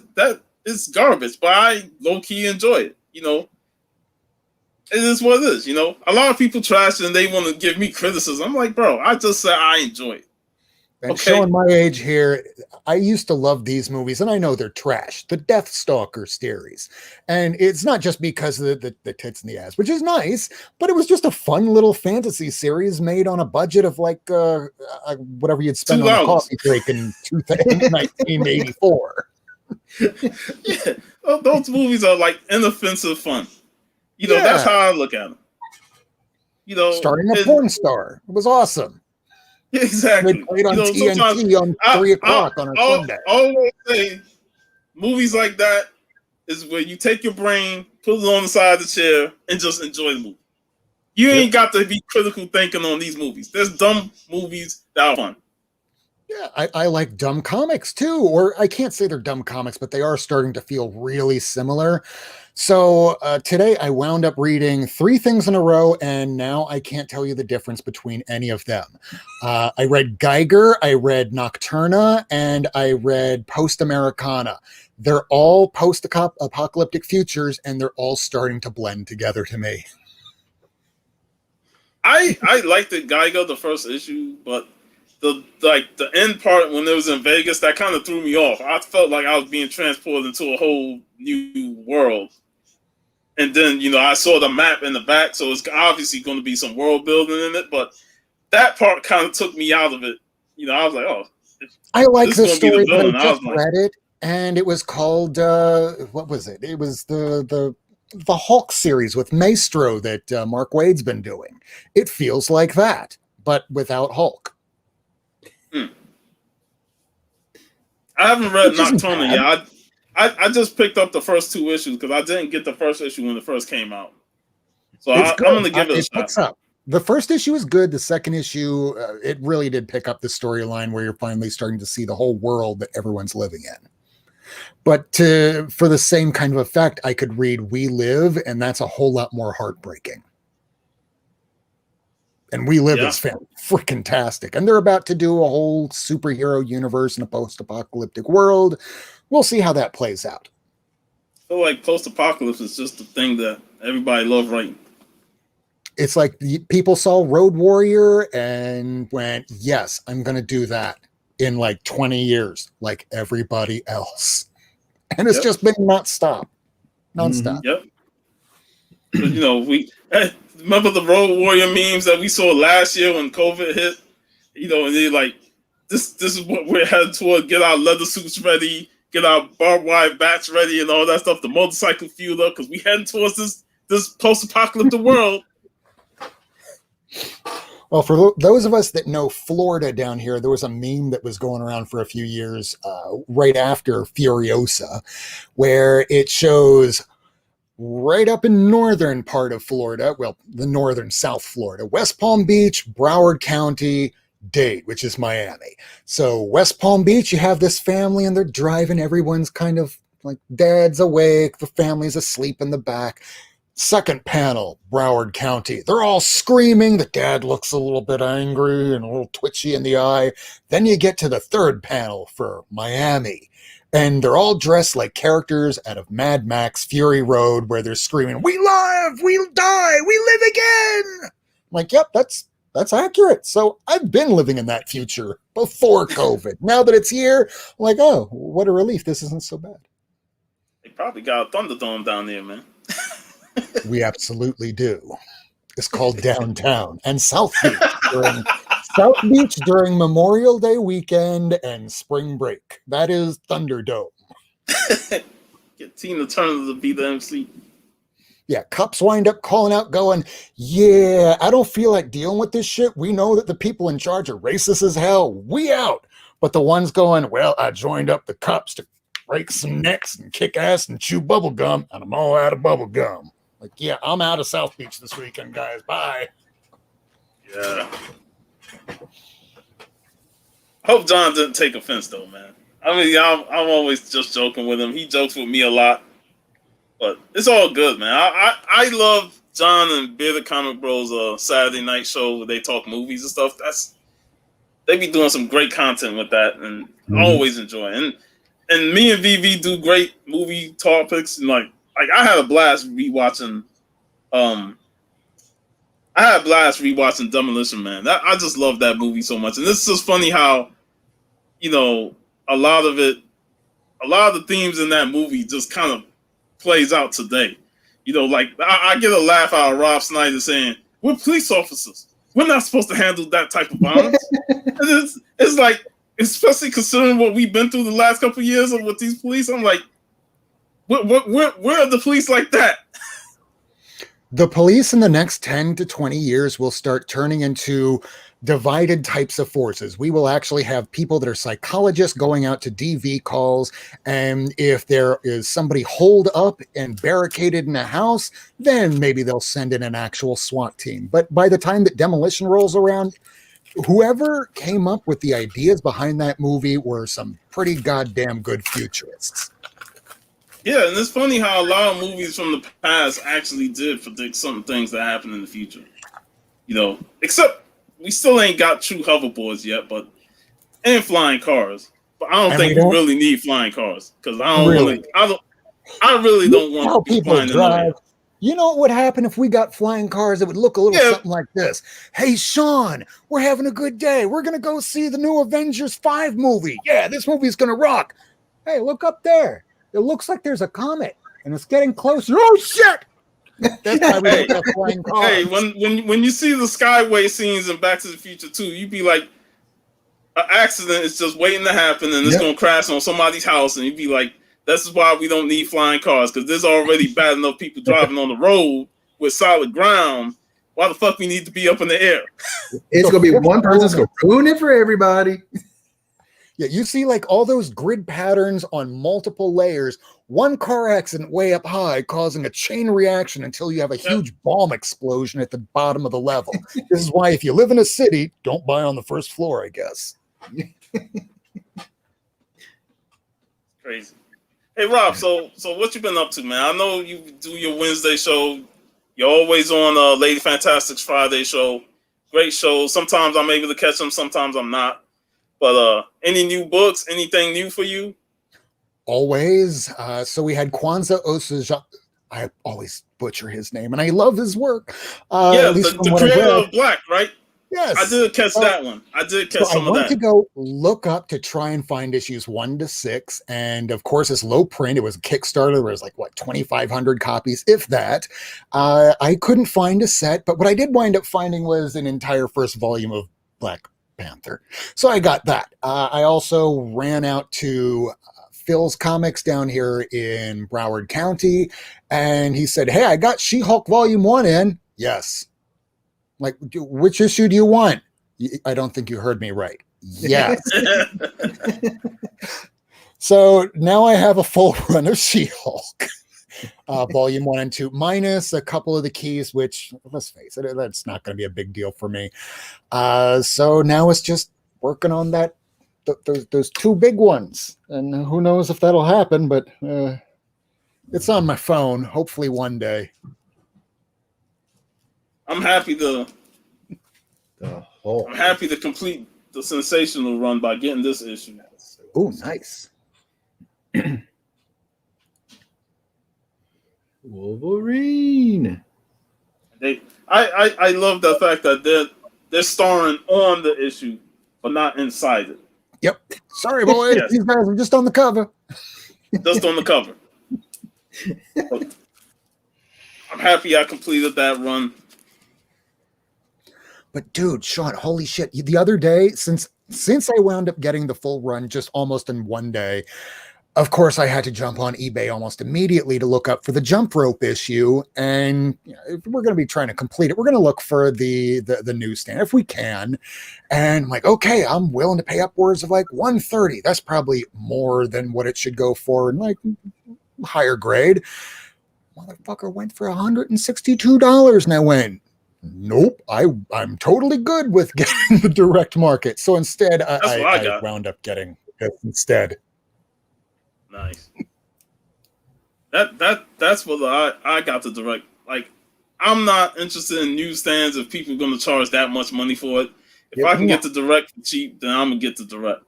You know, to me, people like to charge for like not only the newsstand but just that cover alone. It's a pretty iconic cover for She-Hulk. That and the vanity one for her and the beach ball that Daryl mentioned. Luckily, I have that one.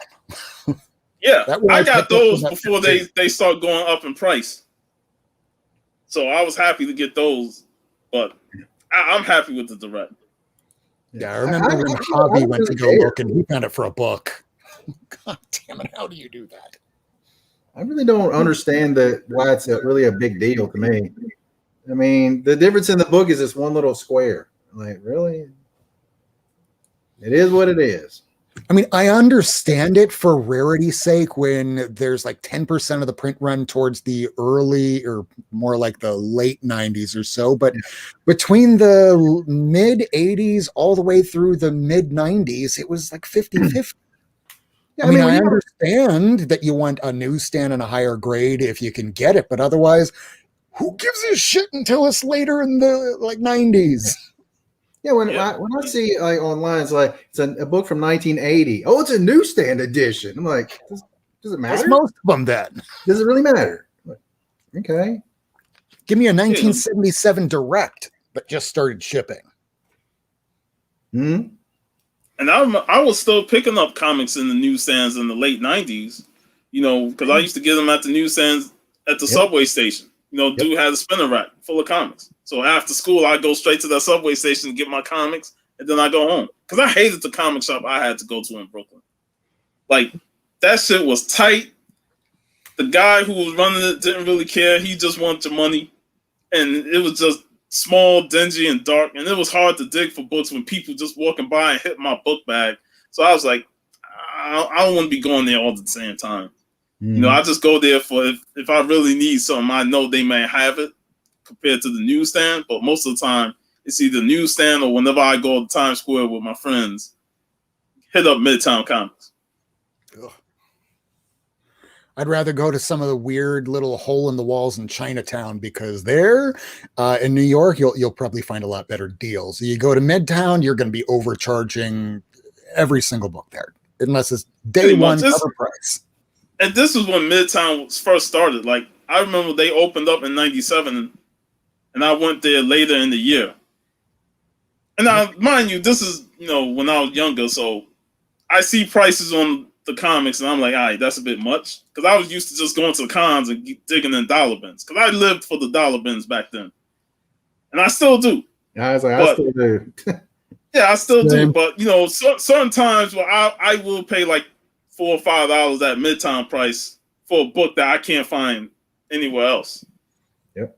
And I would just get it because, I know they got it, and it's a book that I really need to complete, certain runs or storylines. But later on, I was like, man, Midtown's just getting kind of ridiculous with their back issue prices. Like, that should not be a $6 book for a book that I know I just got out of the dollar bin at the Big Apple Comic Con. And today, when I was at Coliseum of Comics, and I'm iffy on Coliseum of Comics because they just like Midtown with their back issues, cost them more than what they cost, regular price. And I'm like, I looked up the 4 sector cover. It's a regular cover. I think it's issue 4 or 5. And they charging $7 for that shit. I'm like, what the fuck? That's not even the key issue. It's a regular cover A. $7? I could see because let's just say something that's $3.99, this cover price. I can see because you want to house it and you're basically paying for them housing it for all this time, 2 years. Okay, raise it from $3.99 to $5. Fine, at least so I can find it. But charging $7 really for something that's not a key, that's a new book. This isn't like a Thor 200s, 300s book from the 80s or the 90s where I could see maybe you charge it. No, not something a couple of years old. That's not even a truly hot book. No. So it's like sometimes you just know, like, yeah, I'm just gonna get what I want to get and walk the fuck out. Yep. I'm not gonna go looking for back issues, and then you charge them more for a book that's not even. I can get out of the dollar bin at another store.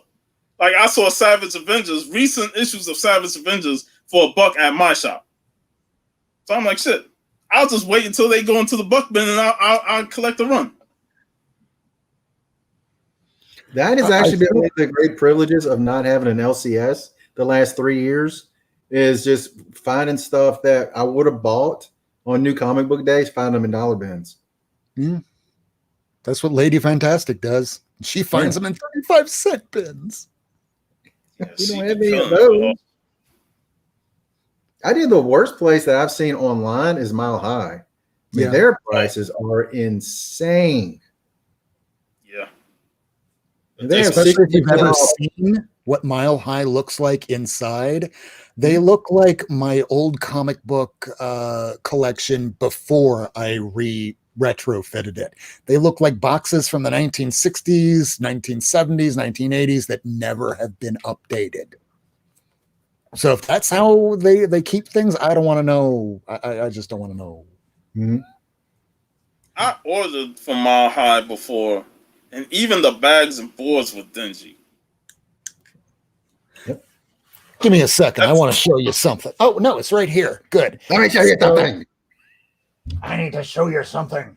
So when I got all those Black Panthers, this is what I love to see because, if I'm getting stuff at a deal, I do want to see it this way. So this is how all the bags wound up turning out. You can definitely tell they came from a smoking household, but when some of these bags are like this, they don't have that flat. They're just like this. You can tell those are like the original comic book bags. And I don't mean original to the book because everybody bagged in boards after about the late 70s. But when they look like this, shit, these are like the original bags, meaning that person has kept them like that in that bag since whatever time period it was. When I first took those Black Panthers out, I'm like, I'm the first person to be opening this since probably 1980, fill in the blank. And I'm going, smells like Winston and Marlboro. Damn. There's a dryer sheet in there now. That's what you call not upkeeping your shop, and your product. If you want to sell a product, at least make the product look presentable. I shouldn't have to dig in those old dingy boxes from the 70s or 80s and pull out books that's been in bags and boards since that same time period. It's like, wait a minute now, this is a Bronze Age book. Why is it in this disgusting looking bag? You're supposed to update that shit. So I have a new test that's not so new. I've been doing this for a little bit more than a year now, post-pandemic. Since I don't trust any shops ever anymore, period. And I don't care if I've been going to for years or if I just started going for the first time today. Because of my old comic shop that would check out the Key Collector app, Go Collector, whatever kind of thing you can find online, or a guide, and then jumping onto eBay. So 3 different sources. I'm like, no, I'm not doing it that way. If I wanted to do it that way, I'll wait and I'll order it offline. So if I go to a shop, I'm not going to bother with this. But I already have this in my head that they're going to try and do that anyway. So I make sure that if I'm going to a shop for like first time, I make sure I have a wad of about like $500 or so, where I'll probably have more with me. But it's just to show that I am going to be spending money. Motherfucker, if they start doing that, where they're like, okay, so here's the stack that you just brought up for the first 20 minutes that you're here, because I can get in and out of a shop pretty quickly. I bring up the first stack just for what I'm going to feel them out. And if they start looking on like their phone, I just walk right out the door. And they know right away they just lost a major sale, because I no longer give a shit, because no book, very few books are so rare you are not going to find them elsewhere. Why do you have to look them up on your phone when you should have done that before you put them in them bins and have a price tag on them? Yeah, because if you have a price tag and you have to redo the price at the counter, the person that's buying doesn't know how much they're going to spend. And everybody has a budget. I don't care if you're a goddamn millionaire. We all have budgets. Yeah. So if you're going to the counter thinking you have like $250 worth of books, and he's going to go, well, that's going to be $800. No, fuck you. Yep. I mean, that's the one local shop I used to have here. I was like, well, how much are these? And she said, well, most of them are $1 books. So I go through these, I pull some out, and she starts going through eBay stuff. I'm like, are you seriously going to look these up on eBay? And I was like, you just said that most of them were $1 books. Yeah. And I'm just like, you have a good day. I mean, I'm like, you gotta be kidding me. It's that type of bullshit that drives me insane with these comic shops. Mm-hmm. I dig out books and I see books with no prices on them. Those automatically gets my spider sense tingling, because I'm like, ain't no price on this book compared to the others. Now, my shop, they price books accordingly before they even put them out. And then they said the ones that's not priced, $2. Yep. They automatically know that everything else, they're not going to charge more than. Then it's more of the key issues, mid-grade, mid-key issues, and that's it. Some of these shops want to say they want to look up eBay and see how much this book go. You can't go by eBay because the prices fluctuate throughout eBay on one book. And if you're going by what the top one sold on it, I'm like, come on now, why are you going to go based off of that when there's variety of sales, variety of prices? And they don't take grade at all into consideration. Yes. If I'm seeing like 1-2 spine ticks and they want to take a price where I'm going, okay, well, that's actually pretty fair because this isn't much higher grade. That's one thing, but chances are they're going to look and see whatever's the most expensive it's going for and assume that that's how much they can get. No, just some asshole thinking that he can sell his X-Force #1 with the Deadpool card in it for $300 doesn't mean that someone's actually going to pay that. If you're interested.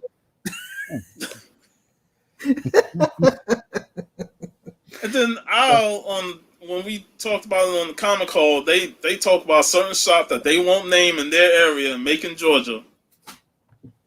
A book was on the wall, a slab book. I think it was a Miss Marvel from the first run. 9.0, they charged $90 for it. It was up there for a year.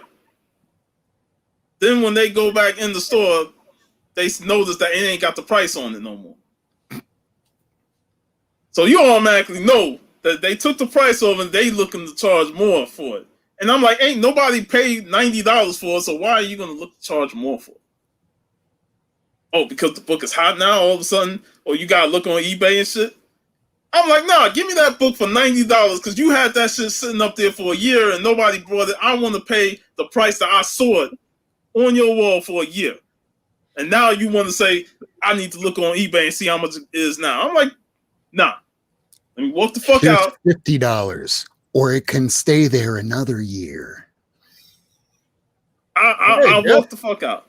When I go to a shop and I do through something, they look at eBay. I consider that is I'm doing your work for you, because I'm not pulling out comments. I'm pulling out good stuff that I think is cheap. And now I'm like, no, I'm not doing your job for you. It's ridiculous. I mean, I'll give you an example. There was a guy selling on eBay the other day. I asked him if he had a lot. He had where you could, like, it was a baseball card. It was actually a Shohei Ohtani that I just picked up, and he had 4 of them left. I was like, well, if I buy them all, are you going to combine shipping? Because he actually did not say combine shipping, and he's like, yes. So I'm like, okay, I'm gonna go buy them. I clicked back on it. It went from $239 to $275 before I could buy it. It's like, are you smoking crack, dude? You literally raised the price, but in that 2 minutes, like, you know what? I'll pay a little somewhere else and buy them.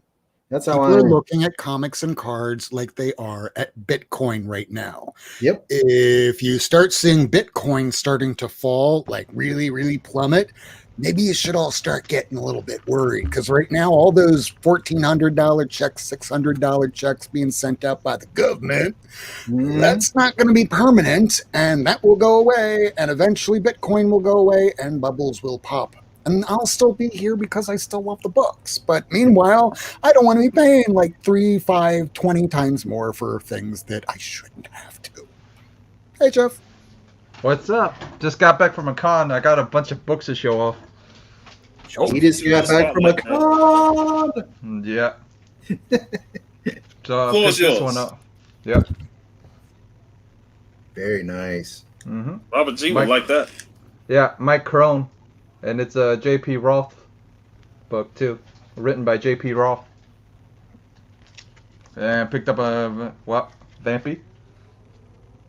I thought you had that issue already. No, not this cover. I'll probably have the issue, but I don't got this cover, probably. Is that photo?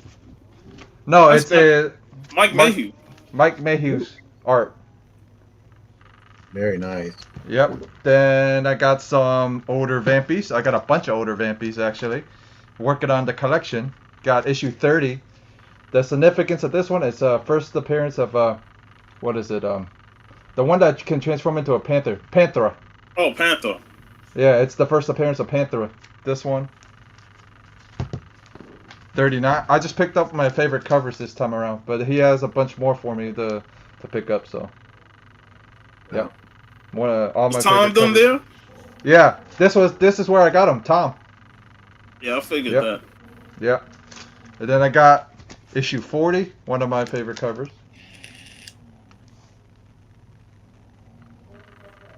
She wearing I don't know if pants? Doesn't look Where's like that it, Butch? but I'm guessing Where's that's her Bush. pants? Either underwear, I don't know, but it doesn't. Revenge of the Nerds. Yeah. All right. Yeah, and then I'm getting there, man. I got like before this, I had 75 books counting the slabs, so I'm probably like 80, maybe 80 now, or at least 70%, or I was at 70%, so I'm maybe at 80 now. Almost Sean, how complete. close you are to that run? Because I know you've been getting a bunch of them. Yep. 83. Nice. Yep. Looks like a cross in between a dragon and a cat. That's nice. And Robert G one, tentacles, and her diving after a damn octopus. This is 101. No octopus. Nope. The octopus should be afraid of her. 103. Her diving in water. Thought that was some of my favorite covers. 105. And 110. So the whole back end of the run is done. 110. I got 111. Now 112's off grading, and I got a 113. So yep, I'm all. So pretty on that much last one, was there an X on the barcode? Yeah. Yep. Yeah, I thought I saw that. Mm-hmm. So is that a direct release? It could be. That's what either it was a mail off. Sometimes because you would get them in the mail too. So these could have been mailed. This one could have been mailed because that's why maybe the X is there. So is that an original cover or is that like a variant cover for mail away order only? I'm not sure. Actually, I should look that up. That is an interesting question. Yeah. Yeah. All right. So jump onto eBay right now. Type in Vampirella issue 1, whatever issue that is, and right 105. Let's see what it looks like. All right. Give me 1 sec. Let me put that over here. Because you might have a more valuable edition. Yeah, maybe. Mine's always good. Yeah. So I saw it. I was like, I think that one looks different from the rest of them. Mm-hmm. Very interesting. I'm not wearing my glasses. You are, so you have to be my eyes for me. What? Well, the first two I see barcode, and then the next two I see is with the X. Yeah. The Amazing Ninja Dude. That's awesome. I still found it funny years ago when I got my first Black Cat that there was a bar running through the barcode, and the person was trying to say, "Yeah, I'll give it to you for a little less," because some idiot took a marker to the barcode, and I went, "Yeah, okay." Well, without the X and with the X, it's different prices though, but it's raw. Yeah, they're different prices. Like some of them want like 90 to 30, like some of them want $32 and some of them want $90 for the one with the X. So yeah, because you got one without the X. So I guess it's $34. Question. Yeah. And one with the X, one guy selling it for 32. Yeah, and one for 90. Yeah. Yeah. So let's see sold items and see what sold.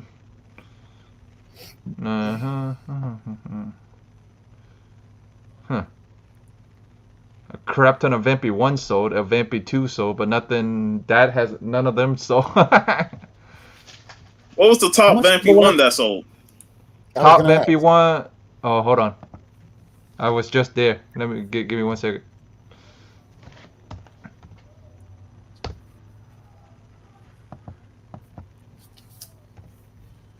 Shit. No, Steve said he'll hop on the show what he got.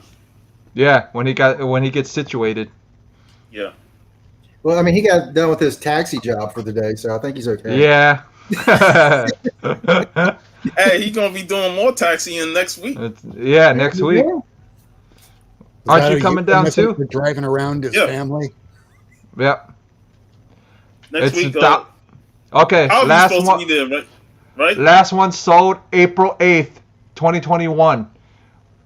Not 7.5. 1,850. Ooh. Okay.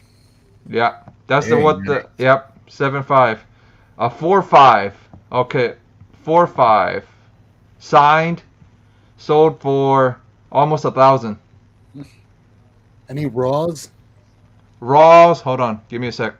Raw one. Yeah, hold on. I saw it earlier. Raw one, 685. Damn. I saw one last year, or not last year. I keep thinking that last year was 2019. Jesus. So back in 2019. 2020. Yeah. Back in 2019, in the before times, when I went to one of those small conventions here, they had like the first appearance of Psylocke, and that was like $300. The second cover, $150, and right next to that was a Vampy 1 for $300. And I went, I don't have $300, but that's a really nice copy, and I wish I could have gotten it. Mm-hmm. That 300 sound real good. What's up, Steve? What's going on? So cold. Hey, we was just talking about your taxiing today of Jeff. You'll be doing more taxi work next week. Yeah, next week I'll be taxi time. Is You Jake's said, coming with you? Is Jake's coming? Yeah, he's coming. So y'all two. Yeah, he said. I gotta see. I might have to get the other vehicle from my wife. The big one, the big Telluride. Or two of us drive. It ain't that far. It ain't that. Yeah, I'll follow if anything. So like we did last time. So Yeah, but I'm looking forward to it, man. You said Javi coming back, right? He was supposed to, but I don't think he's gonna make it. Cookie's coming. Didn't Javi move? Yeah, his work. I don't think he can make it. But Man. Cookie and Hialeah coming Friday. Cool. Because I know I talked with Bronze Ace Byron. He's looking to hang out with us as well. Heck yeah. But, Wait, are you guys in Florida right now doing stuff? Yeah, there was a little con today. Uh-oh. Probably a good thing I didn't go because I'm trying to save up. Yeah, that was the bad thing. I was like, damn, I'm going next weekend. And yeah, I didn't buy much. I bought I bought the I bought the most out of all of us, even out of boat. So damn, last weekend, me and Boat went to that show for the wrestlers. Yeah, I heard you guys waited almost 2 hours for Sergeant Slaughter and stuff. Yeah, but it was fun. I enjoyed it. That's always good. I was trying to save until I walked over to Phil's Comics, and I was looking in a couple boxes until I went to go look at the wall, and I found this. Oh boy. This was about 2 weeks ago, 3 weeks ago. Oh yeah, that's gonna cost you. That is nice there. Not too shabby. It was worth it. Is that number 10? Is it 10? Yeah. Yeah. I think I sent that one to Remo. Nice. You did? I think so. So now I'm back saving for that 181 or GSX one again, which I could probably afford in about 2 weeks. That's good. But first I have to not buy some piddly bullshit. Hey, I sent Hialeah a picture of an eBay ad. It was I want to say it was a Hulk 181. It went for it was Avengers 400. 1. Oh, okay. It went for $1,500, 3.5. Which issue is this? 3.5. Avengers 1. Wow. One bid, 1,500. I'm like, maybe the guy had a bad ad where you couldn't see it or something. You know, when someone somehow found it, and $1,500, and then he sends me one back today with Hulk 181 signed, 4.0, sold for $437. What? Yeah, I don't know what the hell's going on. Yeah, They don't know what they got. That's all I gotta say. Okay, I gotta show this. That was signed by Stan Lee. Jesus, man, you not know. Old Stanley. Well, try this one. This one's going on eBay right now. And it might look like it's signed by Herb Trimp and Stan Lee. No, there's just writing on the cover with those names. It's not really their signature, but someone still wants $2,999 for that. Yeah. Good day. I'll sign some stuff for that price. Yeah, me too. Well, we all can sign that shit. There you go. You have 6 signatures. But I just can't look for those things on eBay because everyone wants the eBay dollars, and the people that are the sellers just want those eBay fees to be paid for. Yep. Yeah, that's for sure. I want to tell Howler Mouse. I know I did not go to the con. I heard there were 7 dealers there, but I was told there were tons of people at the show. I still can't go to conventions until probably 3 weeks because I get my second shot this week, and then after that, they say at least 2 weeks. So hopefully before long, my doctor will release me to be allowed to do stuff. Yeah. So Hell, I got my first shot tomorrow, the second one in May, and then hopefully by my birthday, it's time to rock and roll. there you go. I'm hoping about my birthday, April 29th, but I'm not just throwing that out there. Just saying. Are we going to start singing happy birthday to you? I think there's some birthday trademark to you. infringement if you actually sing that song. My birthday was last week. Birthday. Birthdays. Oh, it's on that second card that I was telling you that was coming. Actually, did arrive. My brother just brought it over. It is the Atani rookie card, PSA 10. The top's chrome. Nice. Shohei Ohtani. For those who don't know, the man pitches 100+ miles an hour, and he also is an outfielder that hits 450-foot home runs. He's a unicorn. He's unbelievable. Never seen anything like it. Last person like that, well, he didn't throw 100 miles an hour, was Babe Ruth when he used to pitch for the Red Sox back in the day. And he could throw him back while he was doing it. Yeah, it's insane. I'm done pitching. I need another beer. Fuck it. This doesn't work. Vodka. I need to pitch the rest of this game. Like, how the hell does he do it? They were built differently, man. I've never seen anybody that can pitch like that and hit like that. It's insane. So, picked up a Topps Chrome rookie. Awesome, man. I got like 5 of them, but I never got them graded. Nice. I got 35 books left. 35 to complete the run? Yep.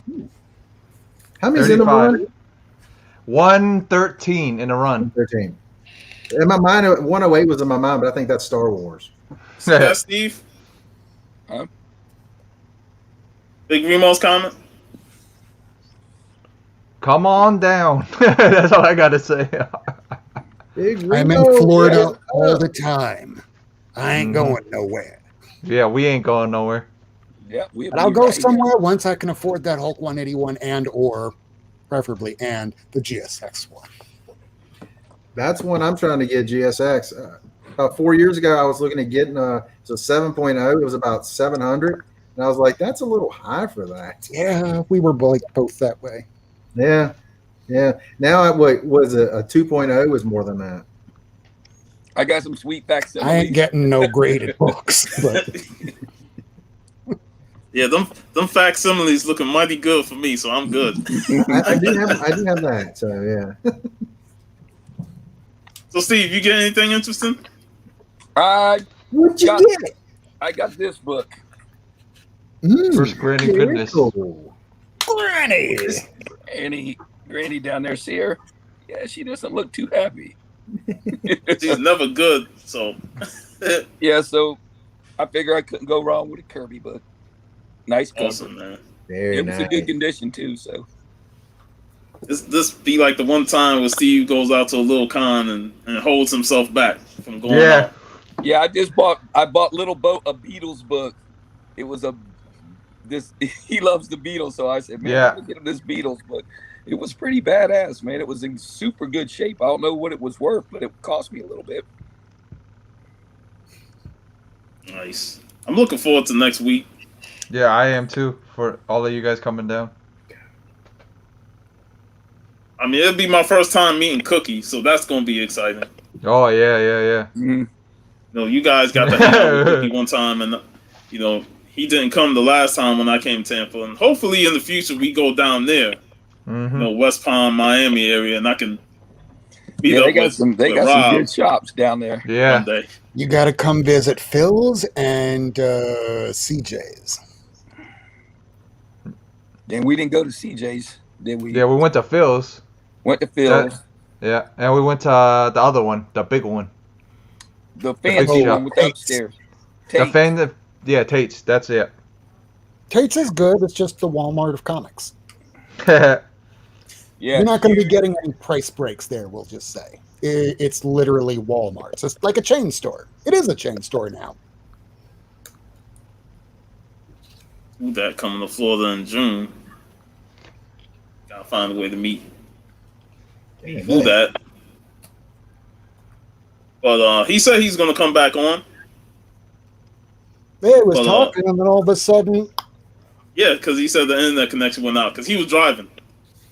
I thought it was because of me. I thought he was in a submarine. So, Jeff, outside of your con pickups, did you get anything weekly? Yeah, I got a bunch of weekly stuff too. Got this Lady Death. That was a recent one? Mm-hmm. Came out this week. Yeah, taking a selfie. Look at me. Yeah, and then George A. Romero's The Rise. This was really good. It was actually Untold, the Living Dead story. Mm-hmm. And wasn't there another Romero's Son book where it was more like war and zombies? I don't know the title of that one. I think so. And then Venom. It's the end of Donny Cates run, right? Next No, issue. The next issue. Yeah. This is 99. Old numbering, it's 99, so it's 200. It's the last one. Final issue of this, King in Black. Yeah, that was really good. I haven't got a chance to read this yet, but this was a Tim recommendation. Haven't got a chance to read it yet. Sonya Verse. She looks more like Harley Quinn in Yeah, that's cosplay. what we mentioned earlier. Yep, that's what I got that same yep. cover. Yep. I got it just because. And then Ink Blot. I'll have to find me one of those. Yeah. Ink Blot. Mm-hmm. Yeah, Comics on the Mind, still reading that. I'm still reading it. I almost dropped it, but then I read the next issue after the one I said I was about to drop it. I mean, Shadow in the Moon. Yep. This was more of a VV. Like I go, oh, I'll pick it up because it reminds me of VV stuff. So I picked it up. Like old school Bronze Age cover. Yep. And I haven't read any of this stuff yet. All this stuff I haven't read yet. Yeah, that don't look like it's gonna be a good fling. She looked evil. And then this one, haven't read yet. Boom. Yep. But this one, Silver Coin is the one that it's like what Tim was telling me. It's like Ice Cream Man, like short stories and stuff in it. It's like A Star is Born, but it involves a silver coin that allows this guy to play guitar beautifully. But like the monkey's paw, there's always a catch. It's good. Yeah. It's I almost grabbed that. I almost picked it up, but I decided not to. The main reason I picked it up, it reminded me of Hobby. That's why. The cover did. Now that I did read. Yeah, I picked that up. Good start. Yeah, main reason I picked the final. This is the final issue, so I picked this up because one of our friends is writing the book or helping writing the book. He's a criminal psychologist that's helping out with this book. Nice. Main reason I picked this one up. Yep, that's all the recent pickups. Nice. And then the birthday stuff. I got the birthday stuff over here. I picked this up on the birthday. Joe Gisco, and then Steve's AOK, the 9.6. Them legs. Legs. I still need What that. a great cover. Yep, them leg covers. That is the last issue I need because I never knew. I thought the series ended at issue 15 when I was picking it up back in the day. Damn, are you to have it? Yeah, you're gonna play an arm and a leg now. It looks like. I ain't paying no $120 for something that's not worth it. It's not worth it. No, The story's really. good. I mean, I got the trade to that. The story is good. That's a beautiful cover. It ain't $120 worth for me. I'm like, nah. If I can get that shit cheaper, I'll wait. I'm just saying 120 because the last guy, there's very few copies that are raw on eBay right now. The last one that I saw, some dude, and he says it's a 6.5, and I think it's actually pretty accurate, and he still wants $120 for it. Yep. Yeah. Well, we saw 9.8. You guys see what a 9.8 so far, right? That's it? Yeah, that's it. Cool. Have you guys, I know me and Dow talked about this earlier, but have y'all been watching Falcon and the Winter Soldier? Yeah. Absolutely. Absolutely. No, Steve? Nope. He's not giving Disney no money. No Not love. till they leave Mandalorian alone. They're trying to ruin my favorite show, man, by firing everybody. I can't. If they get rid of Grogu, I'll go back to watching that show. They're gonna kill Grogu. That's what they would do next. Well, they Guys, gave. you do know they that gave- Grogu dies, right? Yes. No, I mean serious. When hate that Mark character so Hamill's Luke Skywalker when he goes to start his training academy that Ben Kenobi winds up executing every motherfucking last Jedi that trains underneath Luke Skywalker. Guess who trained under Luke Skywalker? Grogu. So did Ahsoka. So Ahsoka's going to get killed too? She trained I over don't think under it's going to them go all? that far. I Yeah. think Yeah. she has Trained to under them survive all. long enough to confront Thrawn. I don't read the comics, but I'm aware of the universe. Yeah, but she supposedly trained under them all, so they might She's not. like They the might not Ronin. kill her.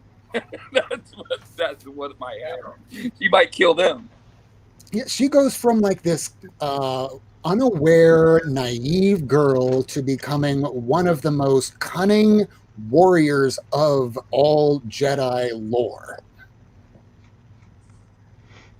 She goes through shit, but she has to basically become Ronin. D, you got any new? You picked up any new cards lately? No, I just the two I just showed. Shoot, yeah, but did you get any? Have you been able to find any boxes? Man, Nope. them scalpers are crazy out there, man. Yep. I talked to Jesus Christ, man! They line up at 3 a.m. for the store to open at 8.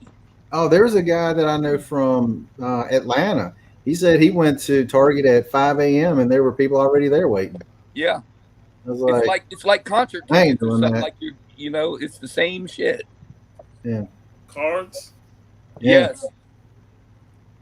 Now the new For these prison boxes stuff that's right coming here. out. If you see these, Sean, if you see these, grab them. Yep. What was who $20. that saying earlier? Who that went and brought some cards too, right? When he was on earlier.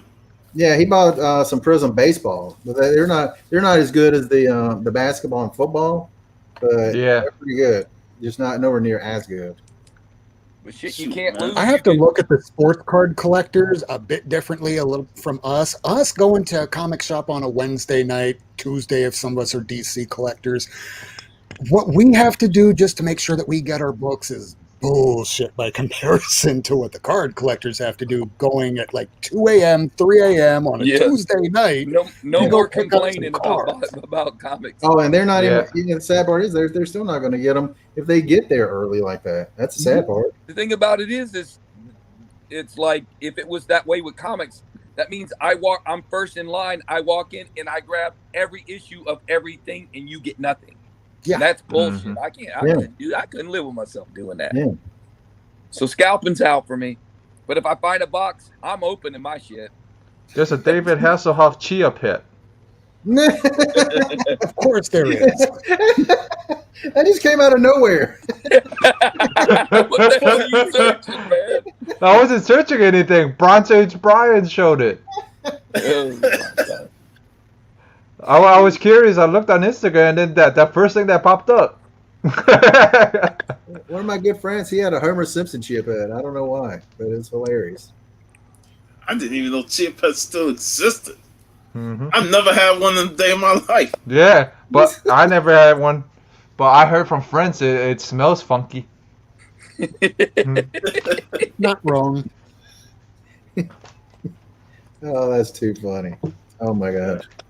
It came out of nowhere. David Hasselhoff. That's I- the clip of the year. I don't know if I will bust up somebody's conversation with a David Hasselhoff Chia pet. That is awesome.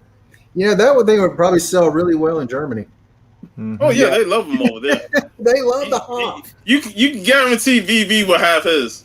Yeah, we need to get it signed and then send it off to VV. There you go. There you go. There we go. I'm still waiting for David Hasselhoff to get sober Look at that. long enough for about 1 year, rescue Mhm. some child for Marvel to go, you know what? We need a white Nick Fury. You're welcome. And it looks like he's old enough. Let's bring him back in. He was in the 90s movie. Gosh, I tried to sit through that movie. Man, that thing's horrible. I watched that whole movie, man. I was like, what the fuck did I just watch? Yeah, that is brutal. I don't even think David Hasselhoff could answer you on that one. And he made it. They probably What was watched it that movie 20 times about? over there. Fuck if I know. They probably play marathons of that movie in Germany. The whole day of Hasselhoff as Nick Fury, the original Nick Fury. Oh yeah. I remember watching that when I was a kid, man. I couldn't even sit through it. I was a kid. I couldn't even sit through it. They really suck you. And they'll put like 3 episodes of Baywatch, then Nick Fury, then 3 more episodes of Baywatch. At least you could watch the Baywatch. Yeah. I mean, on mute, of course. And then after Baywatch, you got Nighttime with Knight Rider. Oh yeah. Yep. Knight Rider. Hey, Baywatch. The guys at work put on the first Godzilla vs. King Kong movie, man. That shit was so crazy funny, man. Oh, what's your opinions on the recent one? Have y'all watched it? I watched it. I've watched it. I enjoyed it. It's way better than the King of the Monsters. You like Godzilla more because Godzilla clearly should be the winner through all this. And let's just stretch this the hell out long because we all know if you watch that movie that Godzilla King Kong fight should have been over in the first 10 minutes when Godzilla swam up to him on the boat. Yeah. The fact that Kong survived that because he was completely out of his element in that fight. Godzilla could handle him in the water too, so I was like, Godzilla would have defeated him straight up. But they had to prolong it. We had to get the boring middle section. Yeah, I did like when Kong picked up the axe and sat on the throne. Like, yeah, I'm finally king now. Yeah, but I was like, yeah, let's get back to him fighting Godzilla. He fights Godzilla. Godzilla wins. Let's just call it Godzilla defeated Kong in the movie. Then Mechagodzilla come in and just straight whoop Godzilla's ass. And the monkey. Well, see, the thing is, they needed Kong to save Godzilla, so we all knew going into this movie that they was going to team up. That was like no foregone conclusion. We knew they was going to team up. This was a Marvel team up from the very beginning, where you knew that there was going to be a miscommunication, and then at the end, we got to find ourselves a bigger bad guy like Mechagodzilla to throw these two at, and then end the movie at a stalemate, so we can have more movies. It's just like the beginning of the movie. Why did Godzilla swim away when he could have finished them off? Well, we need the movie to happen. Yep. At the end, I was like, are they going to kiss? They just looked right at each other like, no, but it was like they was giving themselves a nod. A lot. And then, I mean, how many people died in that town? Hong Kong. Yeah. A lot of people died in Hong Kong because of that. Yeah. You see the old version when they had Mega Godzilla and he was fighting. It looked like a Furby monster. Oh yeah. Right? And he throws him down like in the crack of the earth somewhere. He's down. I think he's dead, but he ain't. And then Kong comes up and they're hitting each other with these little rocks that are like foam, but they're doing no man. I was crying laughing. He shot the guy. He shot Kong in front of him, and the Furby dude was coming up behind him. He shot him out the back of his head and killed him. No, the funniest one was circle. You can't attack. It's hilarious. What was it? Weather balloons. Comedy, yeah, water balloons. Yeah, or weather balloons. That's all I gotta say about the old one. I mean, the old one compared to the new ones is like night and day. They're completely different in terms of time and the era. Man. Yeah, I always looked at the old ones as entertaining, comedies. Yeah. But we loved the monsters so much, and I thought the human character was entertaining then. With the Japanese and all, they were entertaining characters. I felt like the characters in this movie was not too entertaining for me.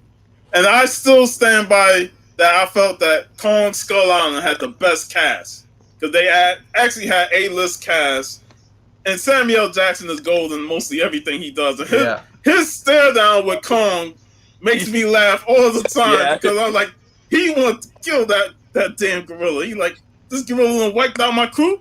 Oh, I'm setting this motherfucker up. We gonna take his ass out. Yeah. He ain't give a fuck. I want to see a real masterpiece Godzilla movie, and if you haven't seen this, really, you got to just log off right now and download and watch it. It's called Shin Godzilla by Hideaki Anno, the same director and creator of Neon Genesis Evangelion. And if you saw Eva and this guy lost his goddamn mind and had to be institutionalized for a time. This is the guy that made Godzilla. And Godzilla starts off as like this eel sort of thing and just keeps evolving over time until Godzilla is truly terrifying. When he first does his heat laser breath, it wipes out buildings miles away. I mean, it is just the most horrifying, beautiful Godzilla you've ever seen. And I'll leave it at that. When you said, though, when you was about to bring up Godzilla, I was like, oh, please don't bring up 98 Godzilla. Please don't bring up 98 Godzilla. Shin Godzilla. I talked to a person that really loved that movie. And I'm like, all right, fine. But then he tried to say how it's the greatest Godzilla movie. Man. I had to stop him right there. I'm like, stop your shit talking right there. That's not the greatest Godzilla movie. If that was your first Godzilla movie, you need to go watch the older Godzilla movies. You need to watch the recent ones too, because that shit was trash. The best thing about that for me was the Taco Bell commercials with the little dog. Oh yeah. Lizard. And those commercials were like 2 years before some of the first shots were even filmed of that movie. Yeah. Like, hey, when did the movie come out? In 2 years? I'm like, will I even remember it about then? Well, the commercials will sure as shit make sure you remember. Some cheesy gordita and watch the movie. So, yeah, that's my thoughts on Godzilla and Kong. I thought it was a fun movie. I just felt that the middle portion was the weakest. But the whole destruction of that town had me like, damn, man, that's humans getting wrecked by those monsters, because they ain't no recovery from that. You know how many years it's gonna take to rebuild that city, man?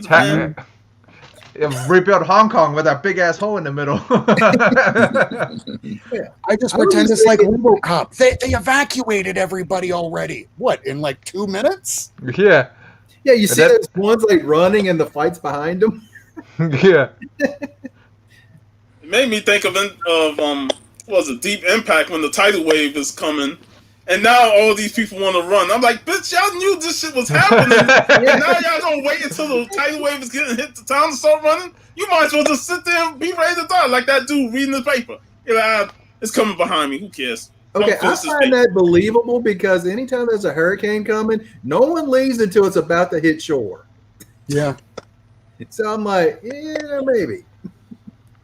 Yeah, down here in South Florida, where we had Hurricane Irma coming back in 2017, where that shit was a Cat 5, 160 mile an hour winds. You had people in Miami going, we've been through this before. We'll just hunker down. I'm like, bitch, you live in South Beach. It did, yeah. On the 34th floor. Yeah, I'll be fine.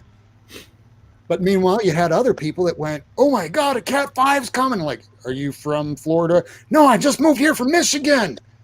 Good luck with that. They left from South Florida, went on over to Tampa. The hurricane kind of did like we're just going to totally bypass Florida, and went right back up and hit Tampa. Yeah. Yep. And that hurricane chase you. Man. You can't run from a hurricane. That hurricane did no damage to my house. Not one. No damage to mine either. Knocked off here. Same. I mean, this place. So 60 to 70% of the depositions I do from week in, week out, all involve Hurricane Irma, and it's from around here. And I keep going, how do you get this damage? My house didn't get it. Nobody I know had it. Yet 2 miles away, I had shingles that are missing. I went up on my roof. I'm like, how is it from one neighborhood to the other, less than a mile or two away? I don't get it. We had I a can tornado understand here it. a few Tornado years because ago. they jump, you know. Yeah, a tornado did that here. I mean, my brother's convenience store was there. It tipped over the awning over the gas pumps, but the building behind him was absolutely destroyed. A building beside him was absolutely destroyed. And there was a person behind the store. They were in a truck, and he said he heard a real bad storm, but he didn't think anything of it. Truck was absolutely fine, but he had a lawnmower in the back. The lawnmower was gone. Like, how do you not know? I think that was a person. Imagine if the lawnmower was coming at you, though, man. Yeah. that would be bad. Well, we had a big dumpster. The trash dumpster behind the store was thrown about 50 feet. Yeah, and you know how heavy those things are too. Yeah. So. Yeah. But the truck the man was in was absolutely fine, but the lawnmower on the back was gone. I'm like, that's crazy. He's forcing Man. it. They say, yeah, the thing just kind of jumps around from place to place. Like, wow, it's insane. I remember watching the movie Twister and those two tornadoes that formed on the road. I'm like, see, I'm glad I don't live out there in that open land. I don't like. Yeah, those storm chasers are crazy as hell. Yeah, man. No way in hell. No way. Travel any fast. I ain't chasing no storm. That storm is gonna be watching me get the hell out of town. Yeah, that thing's got to chase me. And I won't even be near for it to chase me.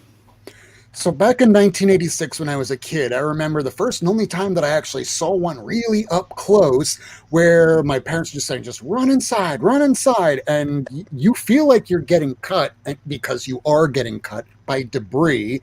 You go and watch a movie like Twister, where you see Helen Hunt and Bill Paxton go, all right, let's take a belt and we'll tie ourselves right here as the tornado passes over us. And I'm just thinking, what about all the debris that are going to cut you to shreds? Yeah. Yep. Okay, that's fine. I can suspend my disbelief for that. That shit wasn't they in like feet away?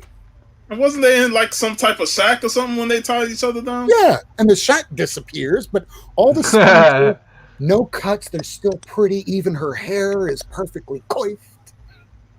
So the only cut we saw in the whole movie is when that dude got his top of his head sliced. That was it. That was it. Yeah. Unlike Winter Soldier, where somebody got a little bit more than a cut right here. I think it was a cut right here, and just everything else. I ain't no walking that back. I'm gonna say this: that ending to Falcon and Winter Soldier, yesterday's episode was just, man. Mm-hmm. We knew it was gonna happen, but I saw that shit and I was like, oh, this shit gonna get good now. And we only got 2 episodes left. Yep. Yeah, I can't believe that there's 2 left and they're so short. But after you saw all those people just holding up their phones like that to the reaction, you know he's not going to be Captain America much longer. Nope. Are you still on the road with that? No, I'm home now. I'm just eating. Awesome. I'm on a computer though. Hey, Sean, about the storm, we're talking about them storms. My aunts and uncles were in one of the worst ones. They were in Xenia, Ohio, and there was a Category 5. That's where I think the names even formed. But they found a straw from a freaking drink in a telephone pole. That's how hard the winds were there. The straw went in the pole. They still couldn't figure that out. I don't know how the hell that happened. But I mean, aerodynamics. Shit. Hey, house is gone. Totally, house is perfect. Killed my aunts and uncles. Both their neighbors died. Their whole families died, and they didn't lose one shingle off their house. Wow.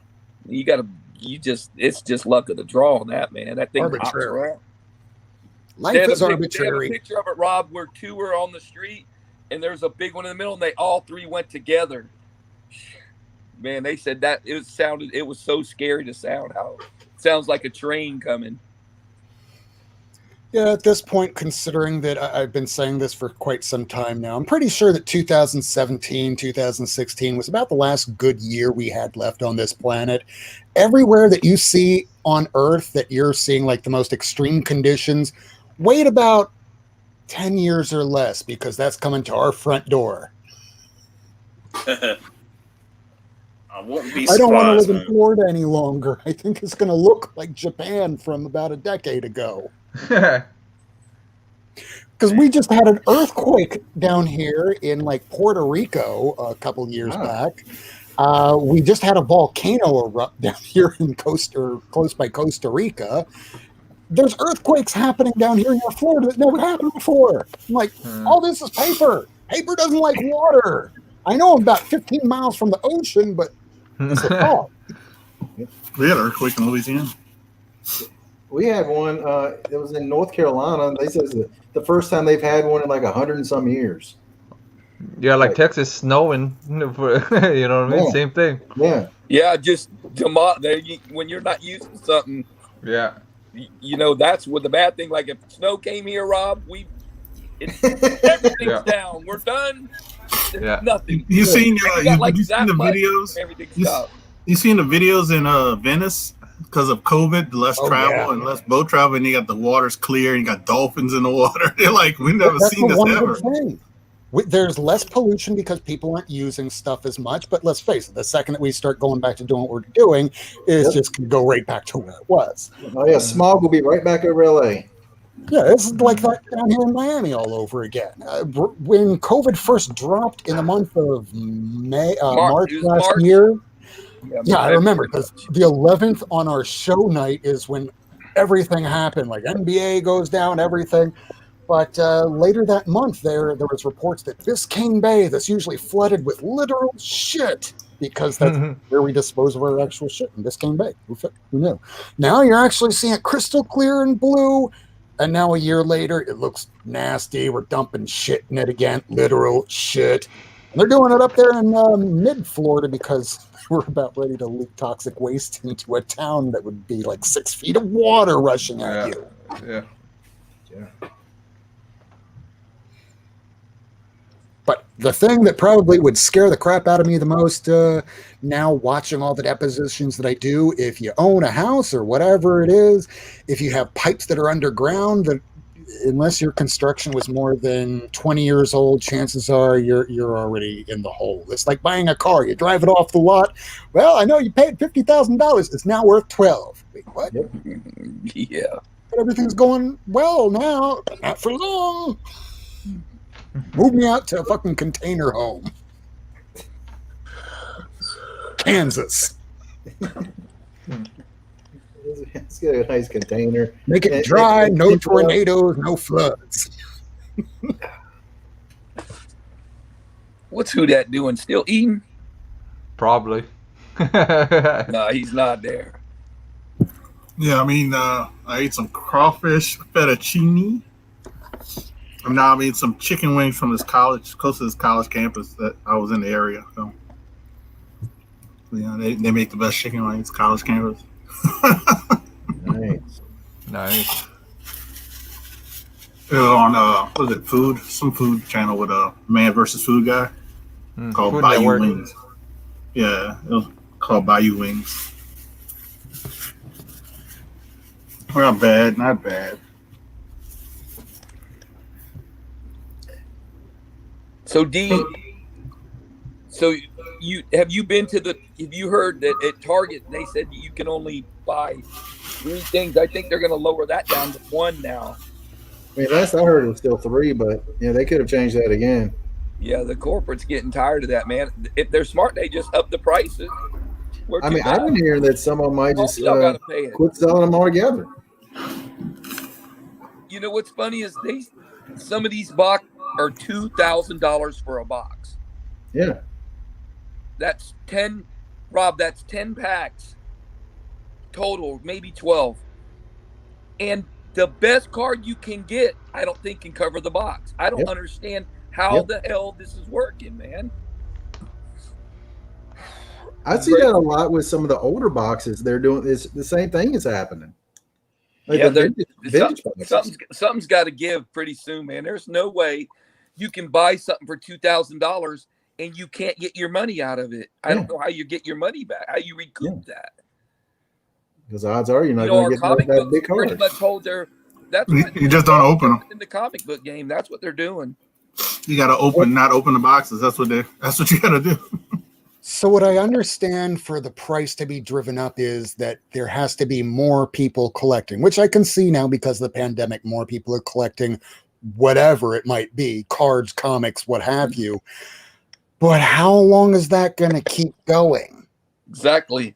Well, what I'm understanding is the people that are really driving everything now are the Wall Street types, and they're the ones that are they're basically treating it like stock market. They're buying stuff, and half the time they don't even touch it. They just put it in something, or they immediately flip it. Is what they're doing. And they're also seemingly the type of people that were the ones to they were the ones to reverse short the GameStop. Yeah, and they didn't like Yeah. it when it didn't go their way.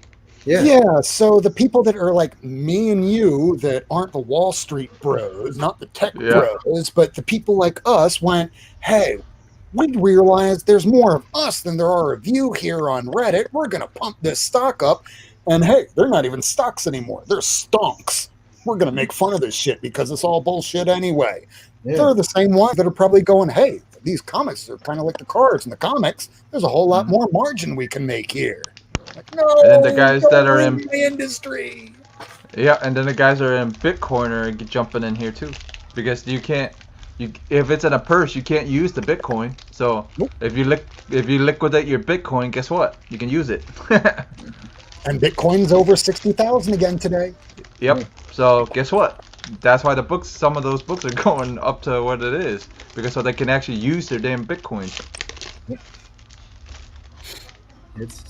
It's crazy to me. It's like the collector. I gotta say, the collector is just getting priced out of the market. So all the kids don't even get to get no cards. That sucks. Yeah, the Wall Street types are just eating that stuff up. Mm-hmm. Until one day, they're not worth nearly as much, and you go into a local swap shop and you go, I remember this being a $2,000 card. I paid 35 cents today. Yeah. That's what we did. That's what happened in the 90s. Yeah. Exactly what happened in the 90s. What's gonna happen? Crash.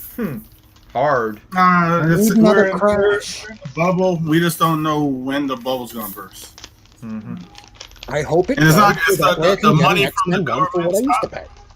But you got taxes coming, and people are gonna be getting their taxes soon too. So I don't see the pricing slowing down. Maybe until like getting closer to Christmas.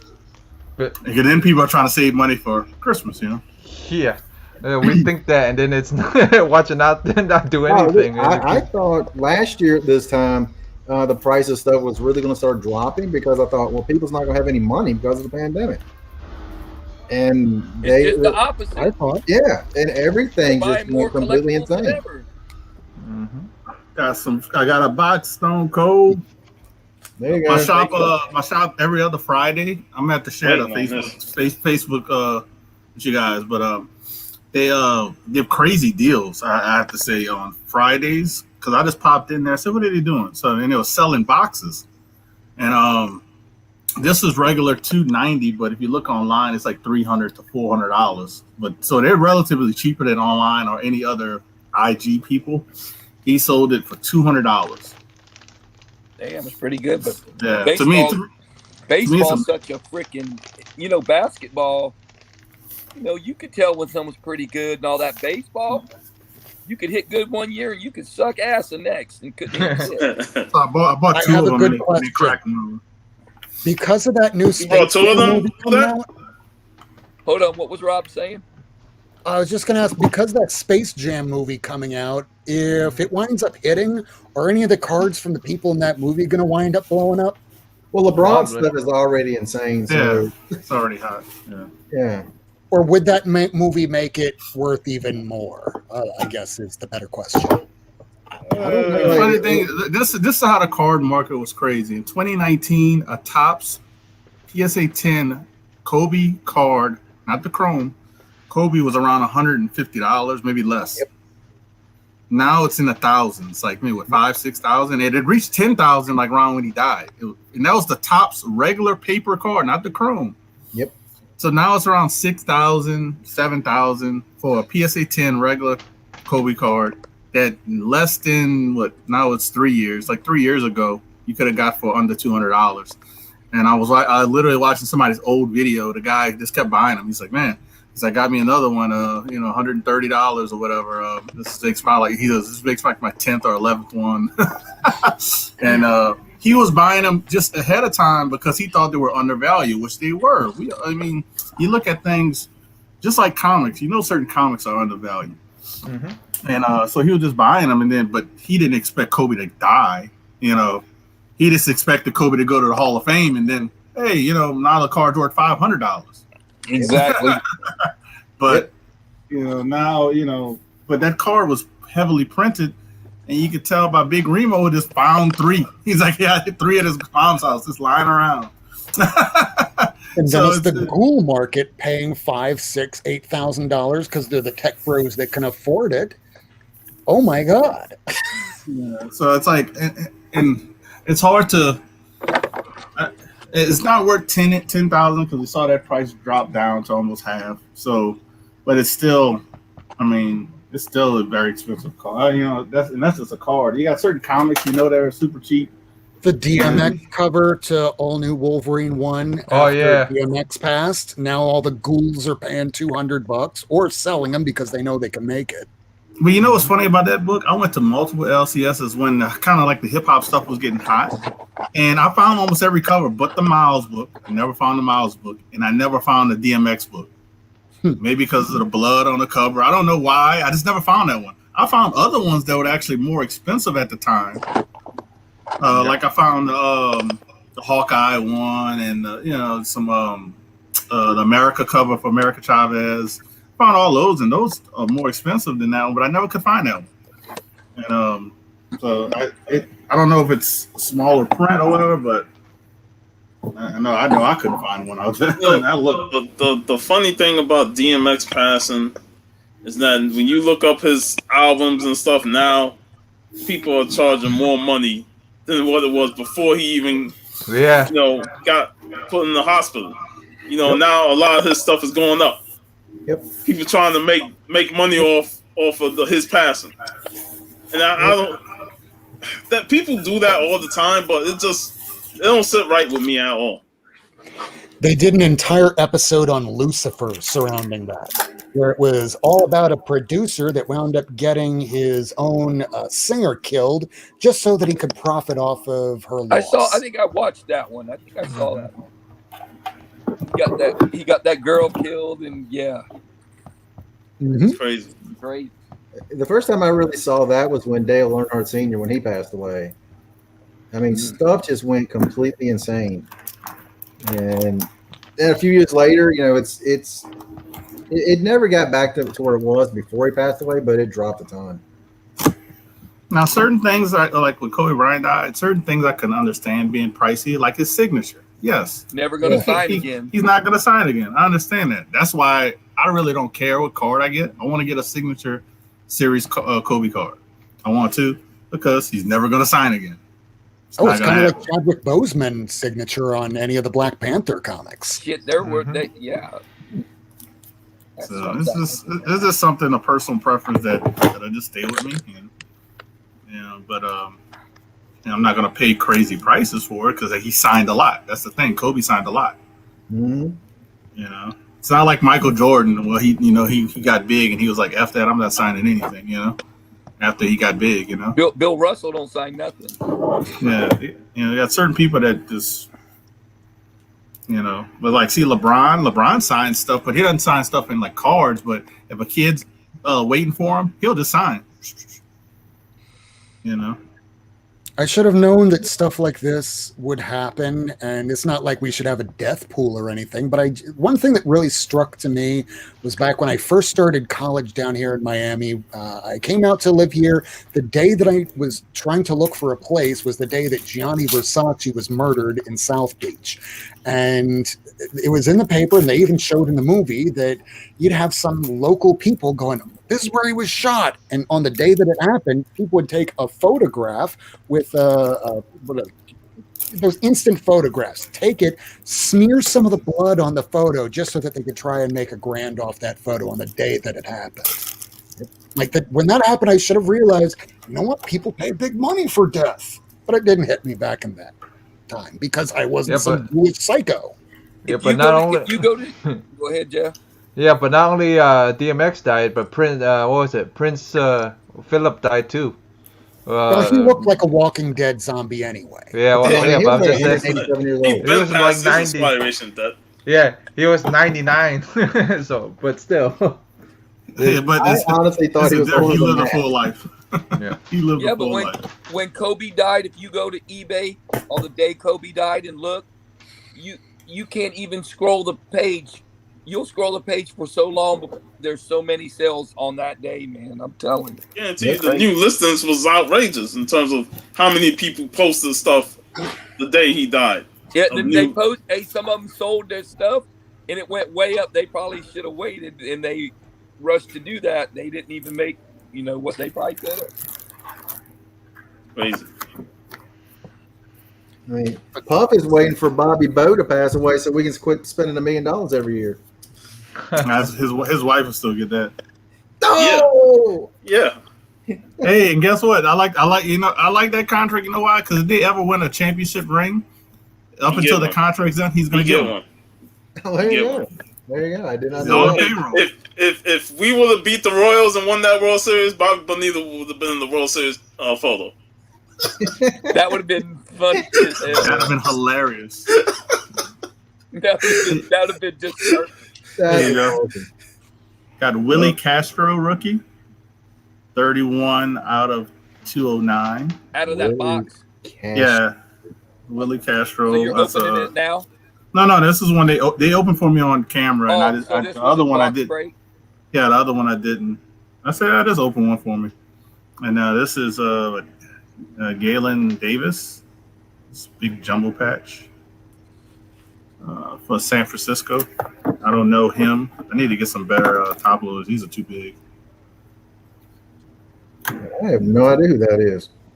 Pete Alonso. I know you guys know who that is. Alonso, and he's got the pinstripe on it.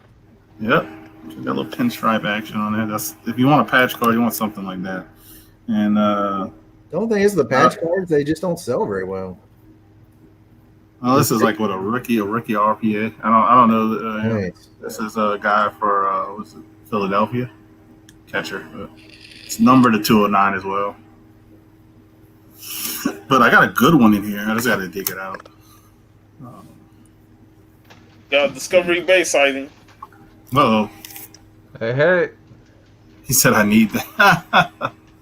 And I just bought this and it's already kind of cracked. Look at that. That sucks. Yeah, I bought one of those one time and it was like broke all the way down the side. I was like, are you kidding me? Fresh out of the back and it's broke. Does that FF52 say 8.5? Yes, sir. Awesome. Yeah, I bought that like right before they announced the movie. Right before they announced the movie. And I was like, oh, gotta get that. It was an old label. It didn't bump up though. It had pencil writing and everything on it. I'm still waiting for Black Cat to be in something. And Discovery Bay, if you want that card, talk to me. Come talk to me. Didn't they say they was going to do something with Black Cat? Sony? They were trying. Any of the offshoot Spidey characters there. This one's getting a spin-off movie. This guy's getting this. Madam Web. No, not him. Dustin May Silver. He plays for the Dodgers, I think so. Yep. Yeah. He had that hippie hair like coming at the bottom looking like or something. I got some other good players. I got a let's see. Oh, here it is. Oh, that's not. Another Pete Alonso Silver. I might be messing you about those. Yeah. Nice. Yeah, he's the Mets are his team. Yeah. I'm trying to find a really good one. I recently picked up a 1984 Topps Dwight Gooden rookie. Miguel. It's a good card. Yeah. This is number to 199. Got that Dwight Gooden rookie there? No. Alan Logan. Oh, that's nice, man. Oh, here we go. This is the one. Isn't a nice AOK from somebody? Look at that. Look at that. Got Lynchburg, Virginia. I actually saw him pitch. Yeah, it says Lynchburg. I saw it on that. Yep. That's where he defeated you, huh, Steve? He defeated us every damn time he played us, man. You trying to get that out of your house? I like these select cards.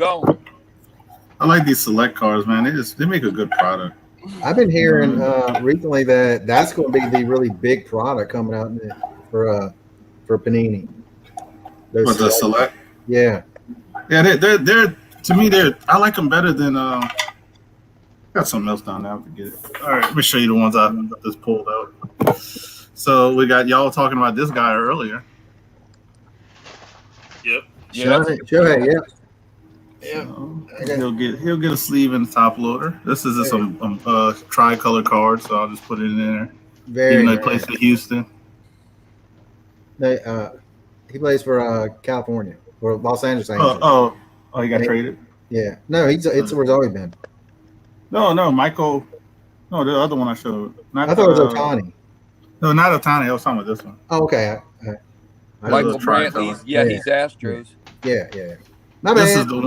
This is the one that's silver Bo Bichette. I remember his dad back in the day. Yep.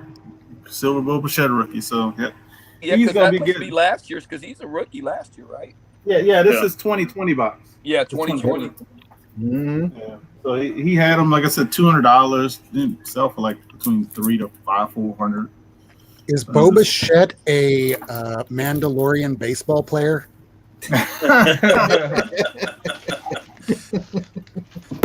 That's a legitimate question. I used to play his dad in foosball. He used to play on the foosball tournament with us. Dante's dad. Cracked ice, number to 25. Yeah, he just signed a big contract. Yeah. So 15. This is 15 out of 25. Too bad it wasn't number 10 because he's number 10. But see, Select did put some great stuff, some great cards, man. You can get some great hits, and they give you a lot of rookies. Shoot, I saw the football. The football was fire, so I think it was Select. Oh yeah, and the football has been really good. And the thing about the football is, if you can get that money to get it, I've seen every box that I've seen break have had some fire in it. Me too. Like Tua signed and rookies, and I saw a zebra card get pulled on late. I saw a zebra of Joe Burrow. I saw a zebra of Tua. Wow. Joe Burrow. So the guy was like, "That's what I like to see, a Bengal on a zebra." I was like, I would have never thought of that, but that was funny as hell. That's great. Bengal on a zebra. That's just like Rob, real have you ever collected any baseball cards or anything like that? I don't know anything about baseball, football, or sports. I played football. I couldn't tell you how I did it. Joe Adele. Yeah, but I'm saying you got Marvel cards and stuff like that, though. I probably have them somewhere. They're worth some money too, Dan. Yeah, that's my little cards that he busted. That was a good one. So, I have the first 3 seasons of Garbage Pail Kid cards from there. I love them Garbage Pail Kids when I used to get them. Those first 3, I mean, that's some money stuff right there. Yeah. Couldn't tell you I used where to they have are. them when I was a kid. Yeah, Rob, if you like Pokemon and you happen to get the first Charizard, you can have some big money. That original Pokemon was too late after. Pokemon was 97. I was 17 years old then. Yeah, you were like, I ain't with that kid shit. Like even Teenage Mutant Ninja Turtles, I was starting to become a late teenager. He-Man is my bag. Transformers, Hero, G.I. Joe. But I don't collect the G.I. Joe or Transformers comics. Dun, dun, dun, dun, dun. Those are getting expensive now. There you go. Dun, dun. Love that one. I got that. Reprint off of the that. I don't have that. I've got the book, but not that. Yeah, I never seen that. This is German. Oh yeah, from VVV. From VV. Nice. Open it up. Show some pages. Yeah, let's see. Let me find a cool one. Let's put the splash right off the bat. Oh yeah, nice. Ich bin ein He-Man. Yeah, I'm and then it goes Skeletor.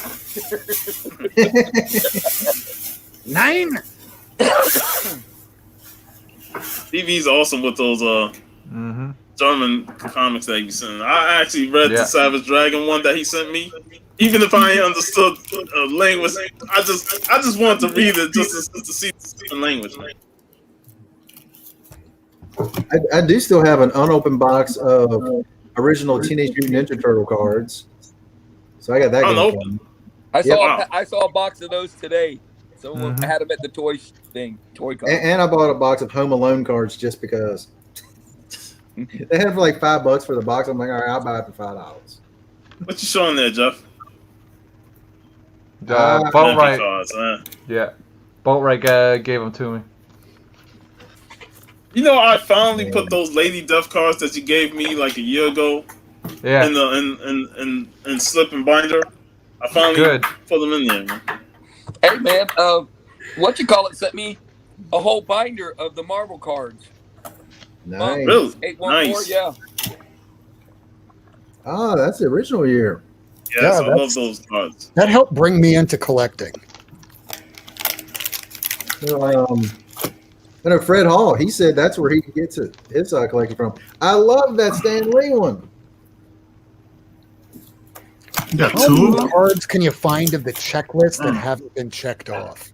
Yeah, they used to be bad about that, checking them checklists I off. did When I was that. a kid, I checked all my shit. Oh, Yeah. Oh, that's badass. He needs the card to go with it. You're not lying about that. Yeah, but I got that Lady Death like that. I got my Lady Death one like that. I want to find a first appearance of Lady Death in Evil Ernie. Hey, who that? Look at this card. Evil Ernie one. I have it. One. Yeah, that's one I got to find. Yeah. Let me show. I Look turned at it. this. Isn't her first appearance in 2 or 3? No, her first appearance is in 1. Damn. Her cover appearance is issue 2. Oh, okay. Hey, I got a box of these. Who that? Guess where? From Louisiana. He bought it from Louisiana. Yeah, they were selling them cheaper than anywhere else. So I said, if I'm gonna get one, I want to get the cheapest. I was about to joke around. You that's probably got it from. So I bought that. And you know the blaster packs, they come in the cellofoil, and it's just one pack of cards. That's all it is. Yeah. This was the first card out the box. Oh yeah, that's the card. Besides the LaMelo card, that's the card everybody wants. Nice. really? I literally seen somebody pull the 1 of 1 for that. Oh, that's that card's worth a ton of money because I saw a blue one sell for $6,000. Yep. Yeah. 1 of 1. Look what else I pulled? I pulled this.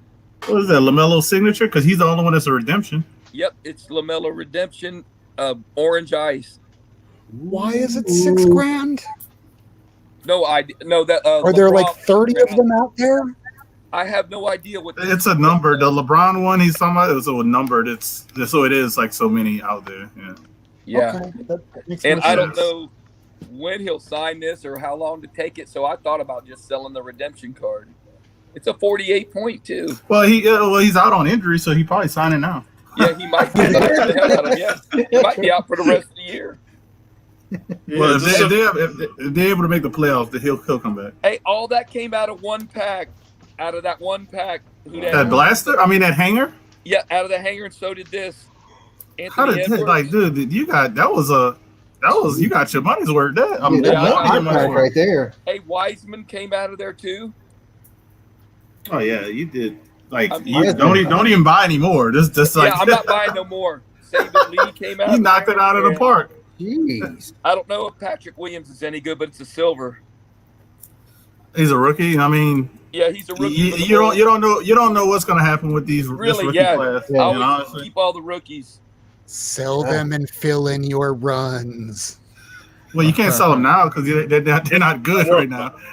You guys he keep has to wait a couple years. Rob, what's good is you put them away, and then later on they become like comic books. They're like, first appearance. Oh, this guy is averaging 25 points this year. He's good. Where's his rookie card? Oh, 2017. And you dig it up. And you got one. Believe it or not, this entire run was in the box that I was going to be pretty much just giving away to Jay Blitz because I'm going, a lot of these are the new characters, runs of the shit I don't care about. But I went, you know what? I have a pretty good run going to the Captain America, so I better just put this back in. You're right.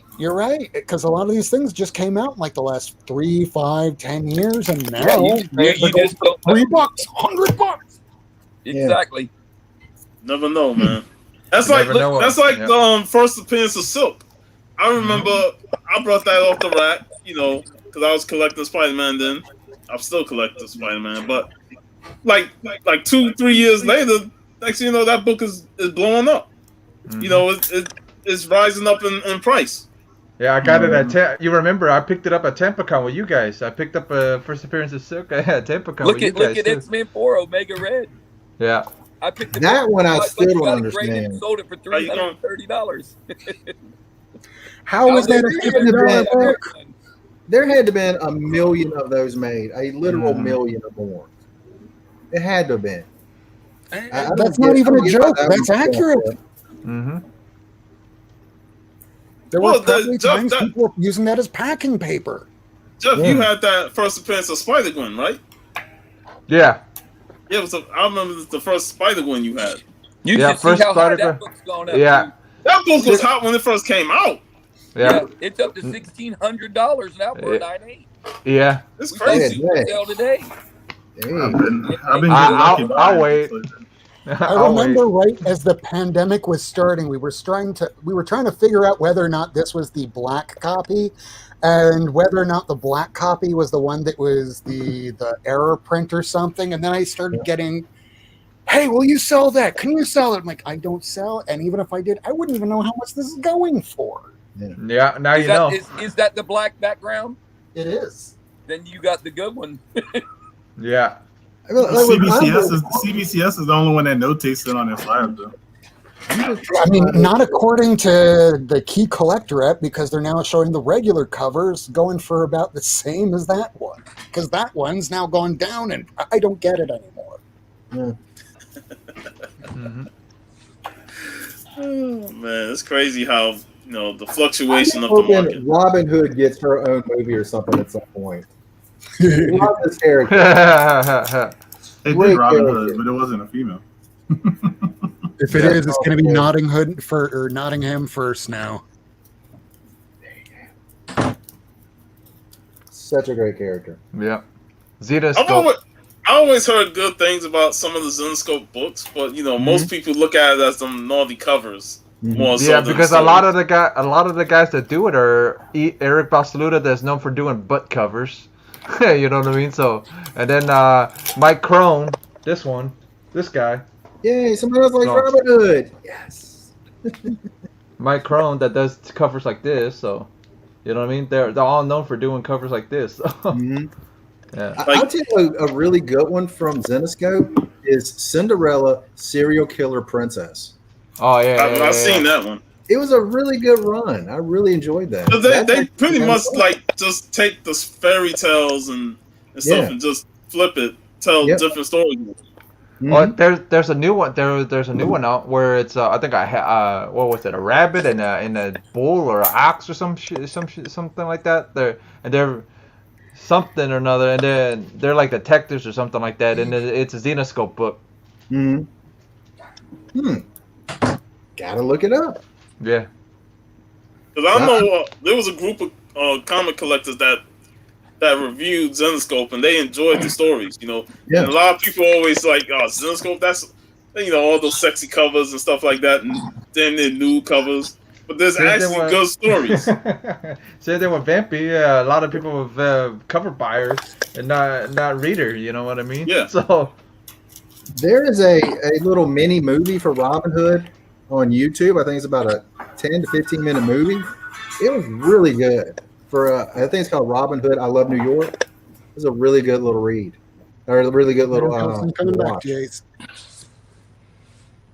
Yep. Yeah, Van Helsing was another one I've read. I've read a couple of Zetascope cycles, but I haven't dived into it like that. But I know a lot of people love the Zetascope stories. And the only reason I even know about Zetascope because I like Mike Crone and Eric Basaluda's art, so that's the main reason I know about Zetascope at all. So It's off the beaten path, kind of like some of the Aftershock titles. There's some really good Aftershock titles out there. What was that book that started with Aftershock with the humans and the animals? That's still going? Animosity. Still going. Yeah, still going. But it's still going? Still going. Yeah. I didn't know it was still going. And it's supposed to get some movie or TV show or something, but that was years ago and haven't heard. Yeah, I remember the talk about that. Mm-hmm. And they also did Crosswind, which I thought was really, really good. Yeah. I think, what else do they do? Super Zero with Amanda Connor and Jimmy Palmiotti. I thought that was a really good one. That was Aftershock. Crosswind was Image.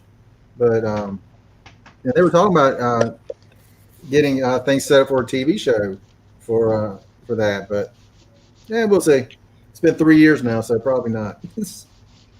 Until I see something premiere on the Sci-Fi Channel or a trailer on the TV, it doesn't exist to me yet. Yeah, Exactly. I really hate when, and this is why I'm not a fan of certain new titles that come out and already be in spec for TV.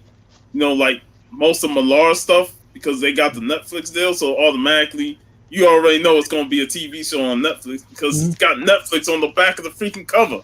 Yeah, eventually. So yeah, so when you read the comic, you like, yeah, this reads like a TV show. Yep. You know, they write it more for TV, and I've seen that more over the last couple of years. Mark Millar writes his stories so it can be adapted to TV or movies. You know, Prodigy, Magic Order, Jupiter's Legacy. Yeah, he writes for TV, and he never sticks the landing. You know, there's a new. That's why I'm not big on his stuff, because none of his stories has a strong ending to me. You know, and I remember when he did that time travel. No, not Kick-Ass. Chrononauts. I remember being so disappointed with that ending of that miniseries. I was like, I don't even like that shit at all. I don't remember the end. The one that I really did like, because I didn't like the ending again, but Nemesis, because it gave you this whole world where what if Batman was evil and they killed him off, but there's a whole network of people that could fund people like that. That's a great way to end a book. That way you can shoot off in any direction you want to from here. And then I remember he did the book with Greg Capullo, Reborn. Reborn. I don't remember that end either. And then there's another Miles Per Hour. I think it was his too. Yeah, that was a drug story. That was a fun one. Again, I don't remember the end. Yeah, me either. I remember reading it, but I don't remember the ending. It was a double-sized issue. Can't tell you anything about it. And then there's a new book coming out by an Asian writer that's called The Good Asian. Oh, and I saw that. Looks like a noir. Yeah, I'm curious about reading it, but I wonder how many people are gonna bitch and moan about because it's called The Good Asian. I was about to say, like, The Good Asian, so it's a good Asian. No, it's actually a detective story. It's like a noir story. See, but that the title is kind of weird though when you. Yeah, that's what I'm saying. That's what I'm saying. Like, I wonder if it's gonna get like a bunch of hate or something later. You know, right? Like a week after. Yeah, a week later. I'm not hating on it. It's just a weird title. No. I know, Puff. You're not hating on it, but I'm saying if it comes out, I'm wondering if a week later, if somebody's gonna go, hating on it because it's called The Good Asian. You know what I mean? So it'll be about the same kind of dichotomy that happened when you had the Skittle Corps from the Green Lanterns with the Orange Lanterns, and then finally you had the Black Lanterns for Death, and all of a sudden they had White Lanterns. So you have the Green Power Ring, the Black Power Ring, and then you had the Life Ring. Because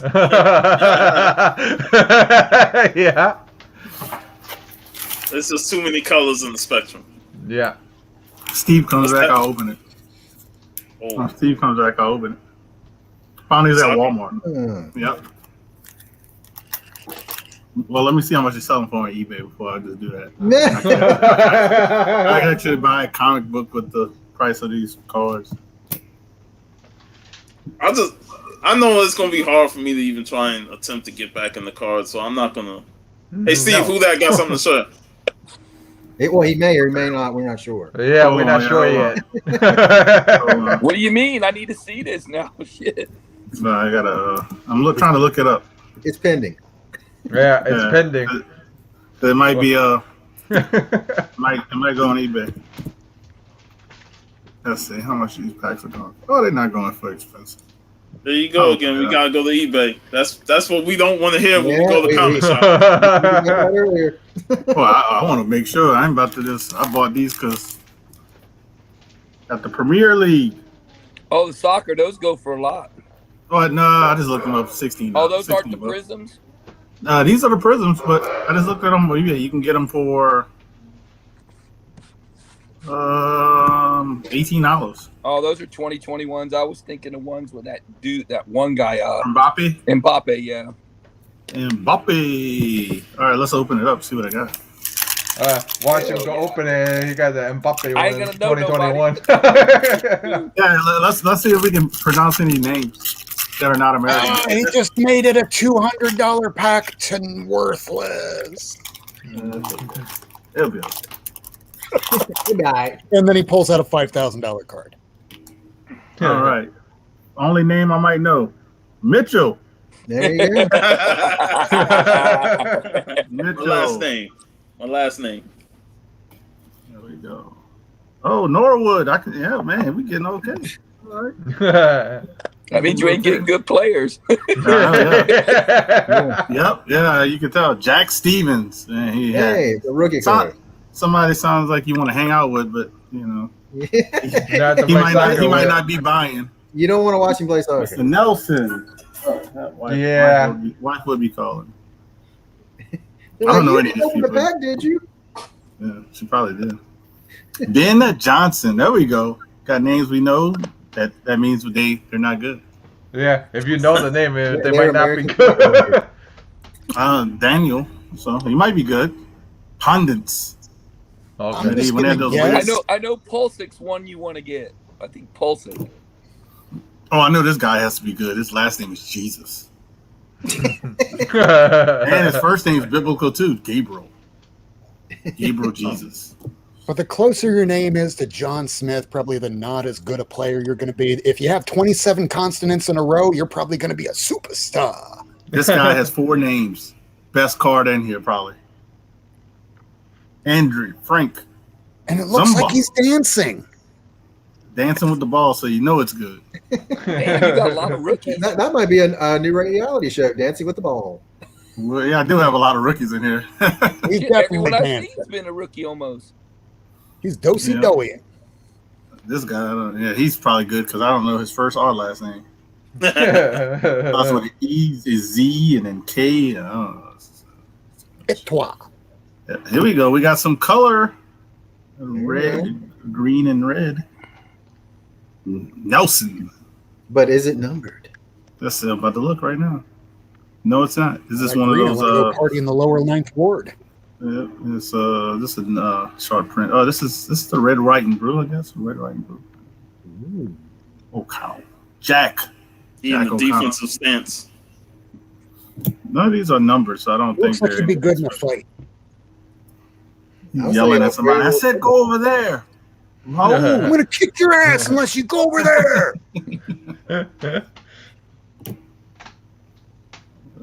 Matt. Matt got a baby face. Looks like someone just kicked him in the butt. Well, you see that guy behind him, he might have. True. Yeah.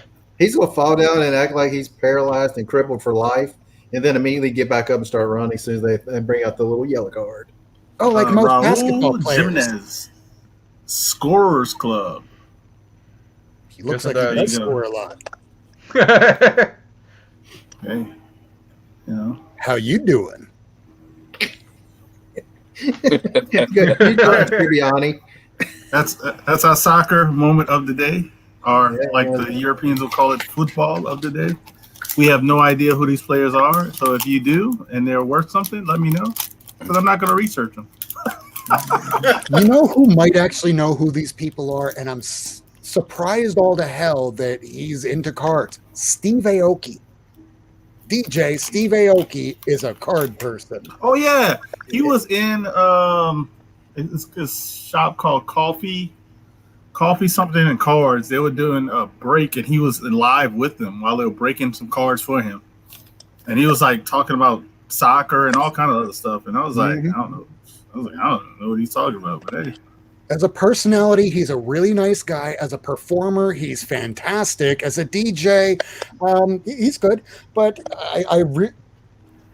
when I first saw that he had a YouTube channel, I'm going, okay, well, half of this is DJ stuff. The other half is Pokemon cards.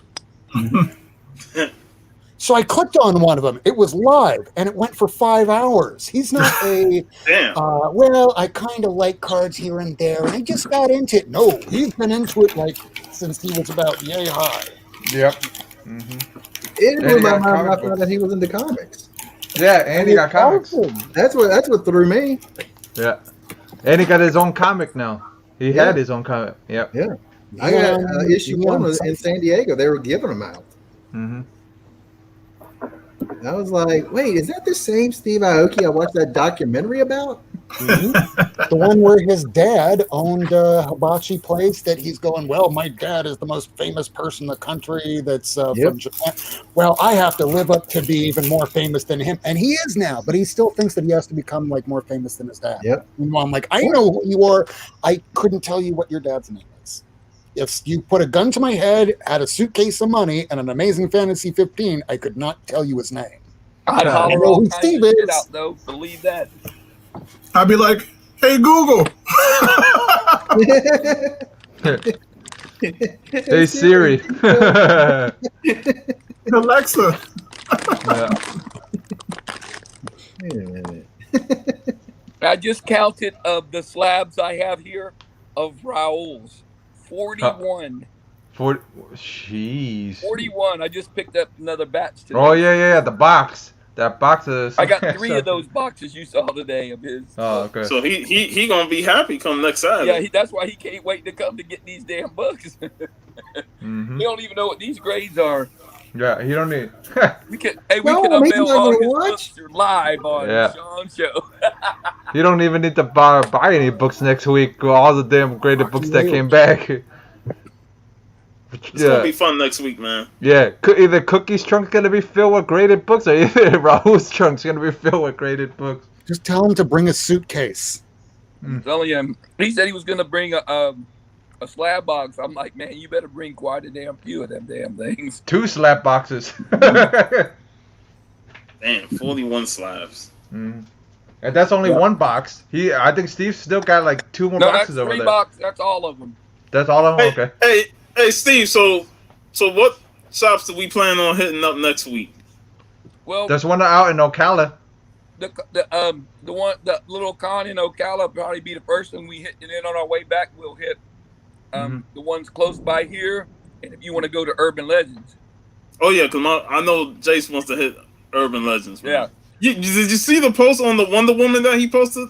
Yeah. About people selling that Brian Bolin cover for $1,000. Yeah. And he said he had high grade for $10. And he said, I'll sell for $10, man. But $1,000 for that cover? Yeah. Which one was it? It was the Yeah, one where that- she's deflecting the bullets. The black Bullets. cover of Brian Bolin. Okay, gotcha. Yeah. Why is that $1,000? We don't Because know. people are fools. And they want to try and scam people for paying $1,000 for a book that's not even the key. Yeah. I now have an even better question. Why is everyone paying all this money for Boss Logic, Black Adam? Because it's Black Adam, and it's about movies about to come. There's nothing going on in the book. I'm pretty sure that I read it. I don't remember it very well. That's me. It's just like it's Boss Logic art. That's probably what it is. The main reason. Boss Logic, and it's a Black Adam. So Man, I might have to pull that on my show one week and pull a Whack Comics. yeah. So They this feel is like how this you is read it. comics. Now I got 2. 2.5. Oh, man. I don't even like to see comics get tore up like that, man. But it's hysterical when he does it on that Omegle. I can't even make a collage out of the damn comics that you can't falling apart, man. So imagine ripping one. It's like, do you want to see my comic collection? He pulls out a box and it's just shreds. Well, good to pad a box with if you're sending A-OK out. Hey, so Steve, are we going to meet up at your place again? Yeah. All right. I figure I'm gonna get the times down, see when it opens and all that. Hold on, I'll find out right now. Yeah, go ahead since if you can get a Furby, Yeah. whatever that damn Cwtcc pet shit you had up. Yeah. You gotta be able to get this up real quick. Yeah. The Chia Hoff. The If Chia I Hawk. schedule this out immediately, I might buy 100 David Hasselhoff Chia Pets. There's going to be a market. Germany too. I'll get them now and sell them in 4 years. Hey, there's a run coming. Mm-hmm. If so, Yeah. David Hasselhoff died. He choked on a cheeseburger. I got David Hasselhoff Chia heads. Yeah, it looks like a 9 in the Don't morning say again. that. Don't say that. Germany would just go into mourning if you say that. So, Well, Sean, then I we was can thinking get 'em on that if shipping. it's at 9, we can meet up here around 8. If we do breakfast or whatever, then we'll go Yeah. do all the shops, and then we can go everywhere, and then come back to my house and eat at night. Wait, Yeah, because I know Bronze Ace Brian wants to join us, and he was bringing up Yancey Street and Urban. Yeah, I Yeah, know but I'm- Yancey Street's way out of the way though. It's on my I end. know. Yeah.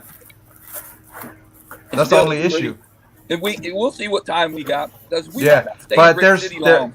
but there's you a got an shop unboxing? out there in Ocala too. Yeah. There's a pretty decent shop out there in Ocala too. So, Yeah. Tim's been telling me that there's a good shop out there too. So, All right. Discovery Bay's not on. Let's see who that's unboxing. Who that is doing the unboxing, y'all? Yeah, that's been how we're sitting still here- going. Been sitting here for a week. I'll probably do a video with it as well. But check You can put it in another Yeah, box do to that. unbox. Yeah, If something arrives at my house, I'm ripping it open. I can't let it just sit there. I've done it I've done it with this one, the Master of Fantasy Art. I had it sit for a week, 2 weeks almost. Ah. Two. And the twins. $2 two football. of them. Two of them. I hope you got it for cover. But I mean, I got it for less than. I didn't pay 170 or whatever they're selling for. All right. Yeah. I paid that's $10 good. and sent it to Lady Fantastic for free. Yeah, I did the same thing. I got it at AOK and I AOK'd it to my brother-in-law. Star Wars, I do not need to get into. That's just like 3, 4, 5 boxes of comics. That's too much. Nice. Ooh, that's a good one. 0.1. That's a book's expensive now. Mhm. Yeah. Yep. It literally, I think it like almost doubled in price since I purchased it. When it triples, then sell it. It's not my book. I can't sell it. It's not my book. I didn't know it was your book. About a month Yeah, ago, yeah, it was yeah. going for about 130 ungraded, high grade. Now it's going for closer to 200. Wow. Yeah, this Hey, is Jeff. my daughter's book. I've been getting female characters for her. Very So, cool. Awesome. Got that one, and I got a Darth. That's why I got 2 Darth Vaders. One for her and one for me to, one for me to grade, and whenever okay. they do the TV show, I'd be like, oh, that's money towards another book. So Awesome, man. that's one unboxing. Well, At first guys, I wasn't gonna get it because it was expensive. So I'm gonna go ahead and end the show. We've been on for almost 3.5 hours. Almost I'm 4. Hey, Yeah, me I ain't trying to run to 4, so I'm gonna go ahead and cut the show short. Thanks, guys, for joining. As always, we had another blast of conversations. No show next week because I'm gonna be down in Tampa hanging out with Steve and the crew. Well, Gonna be you'll be hunting out. down. We'll be down in Ocala, so we'll be like 2 hours away from Tampa. Hey, Steve, we expect another video from you, man. yeah, we expect another video on your channel. Do a live on your phone, like Biggie. Yeah. we're rolling down Santa Monica. He's always rolling down Santa Monica. Always. Yeah, with that shit. I would love if he lived closer to Santa Monica so he can really roll down Santa Monica. You can't roll down Santa Monica without having a goddamn convertible, nice old ass car though. Shit, Biggie will come down there with, hey, you know that's Biggie. Like, oh, that's Biggie's car. Decked out with the Hydraulics NWO in logo. it, so you can have that cigarette dangling out the window. As Not the chain steering wheel. with a disco ball hanging down the front. He's gonna have his car spray painted in NWO fashion. Yeah. But thanks for hanging out with us guys in the chat. Even John was like, we still Yeah. rolling. Yeah, we still rolling. But now we're gonna cut it out. Thanks guys for joining. It's going to be a phenomenal weekend next week. I'm definitely going to record everything we do, and looking forward to it. I will be on the Comic Call and Roundtable discussion tonight. That's probably going to be some rousing conversation there. That can attest to that. Yeah. Matt gonna be on? Okay. Yeah. Oh yeah. That's all it takes. And then tomorrow evening, I will be on Fresh Princess's channel for Brown Girls in the Rain, and we're going to discuss the first 11 issues of Far Sector. That's cool. So be on the lookout for that. I'll share it in my stories. And everybody have a great rest of your weekend. Have a great Saturday night. Peace out. Later, y'all. Later, everybody.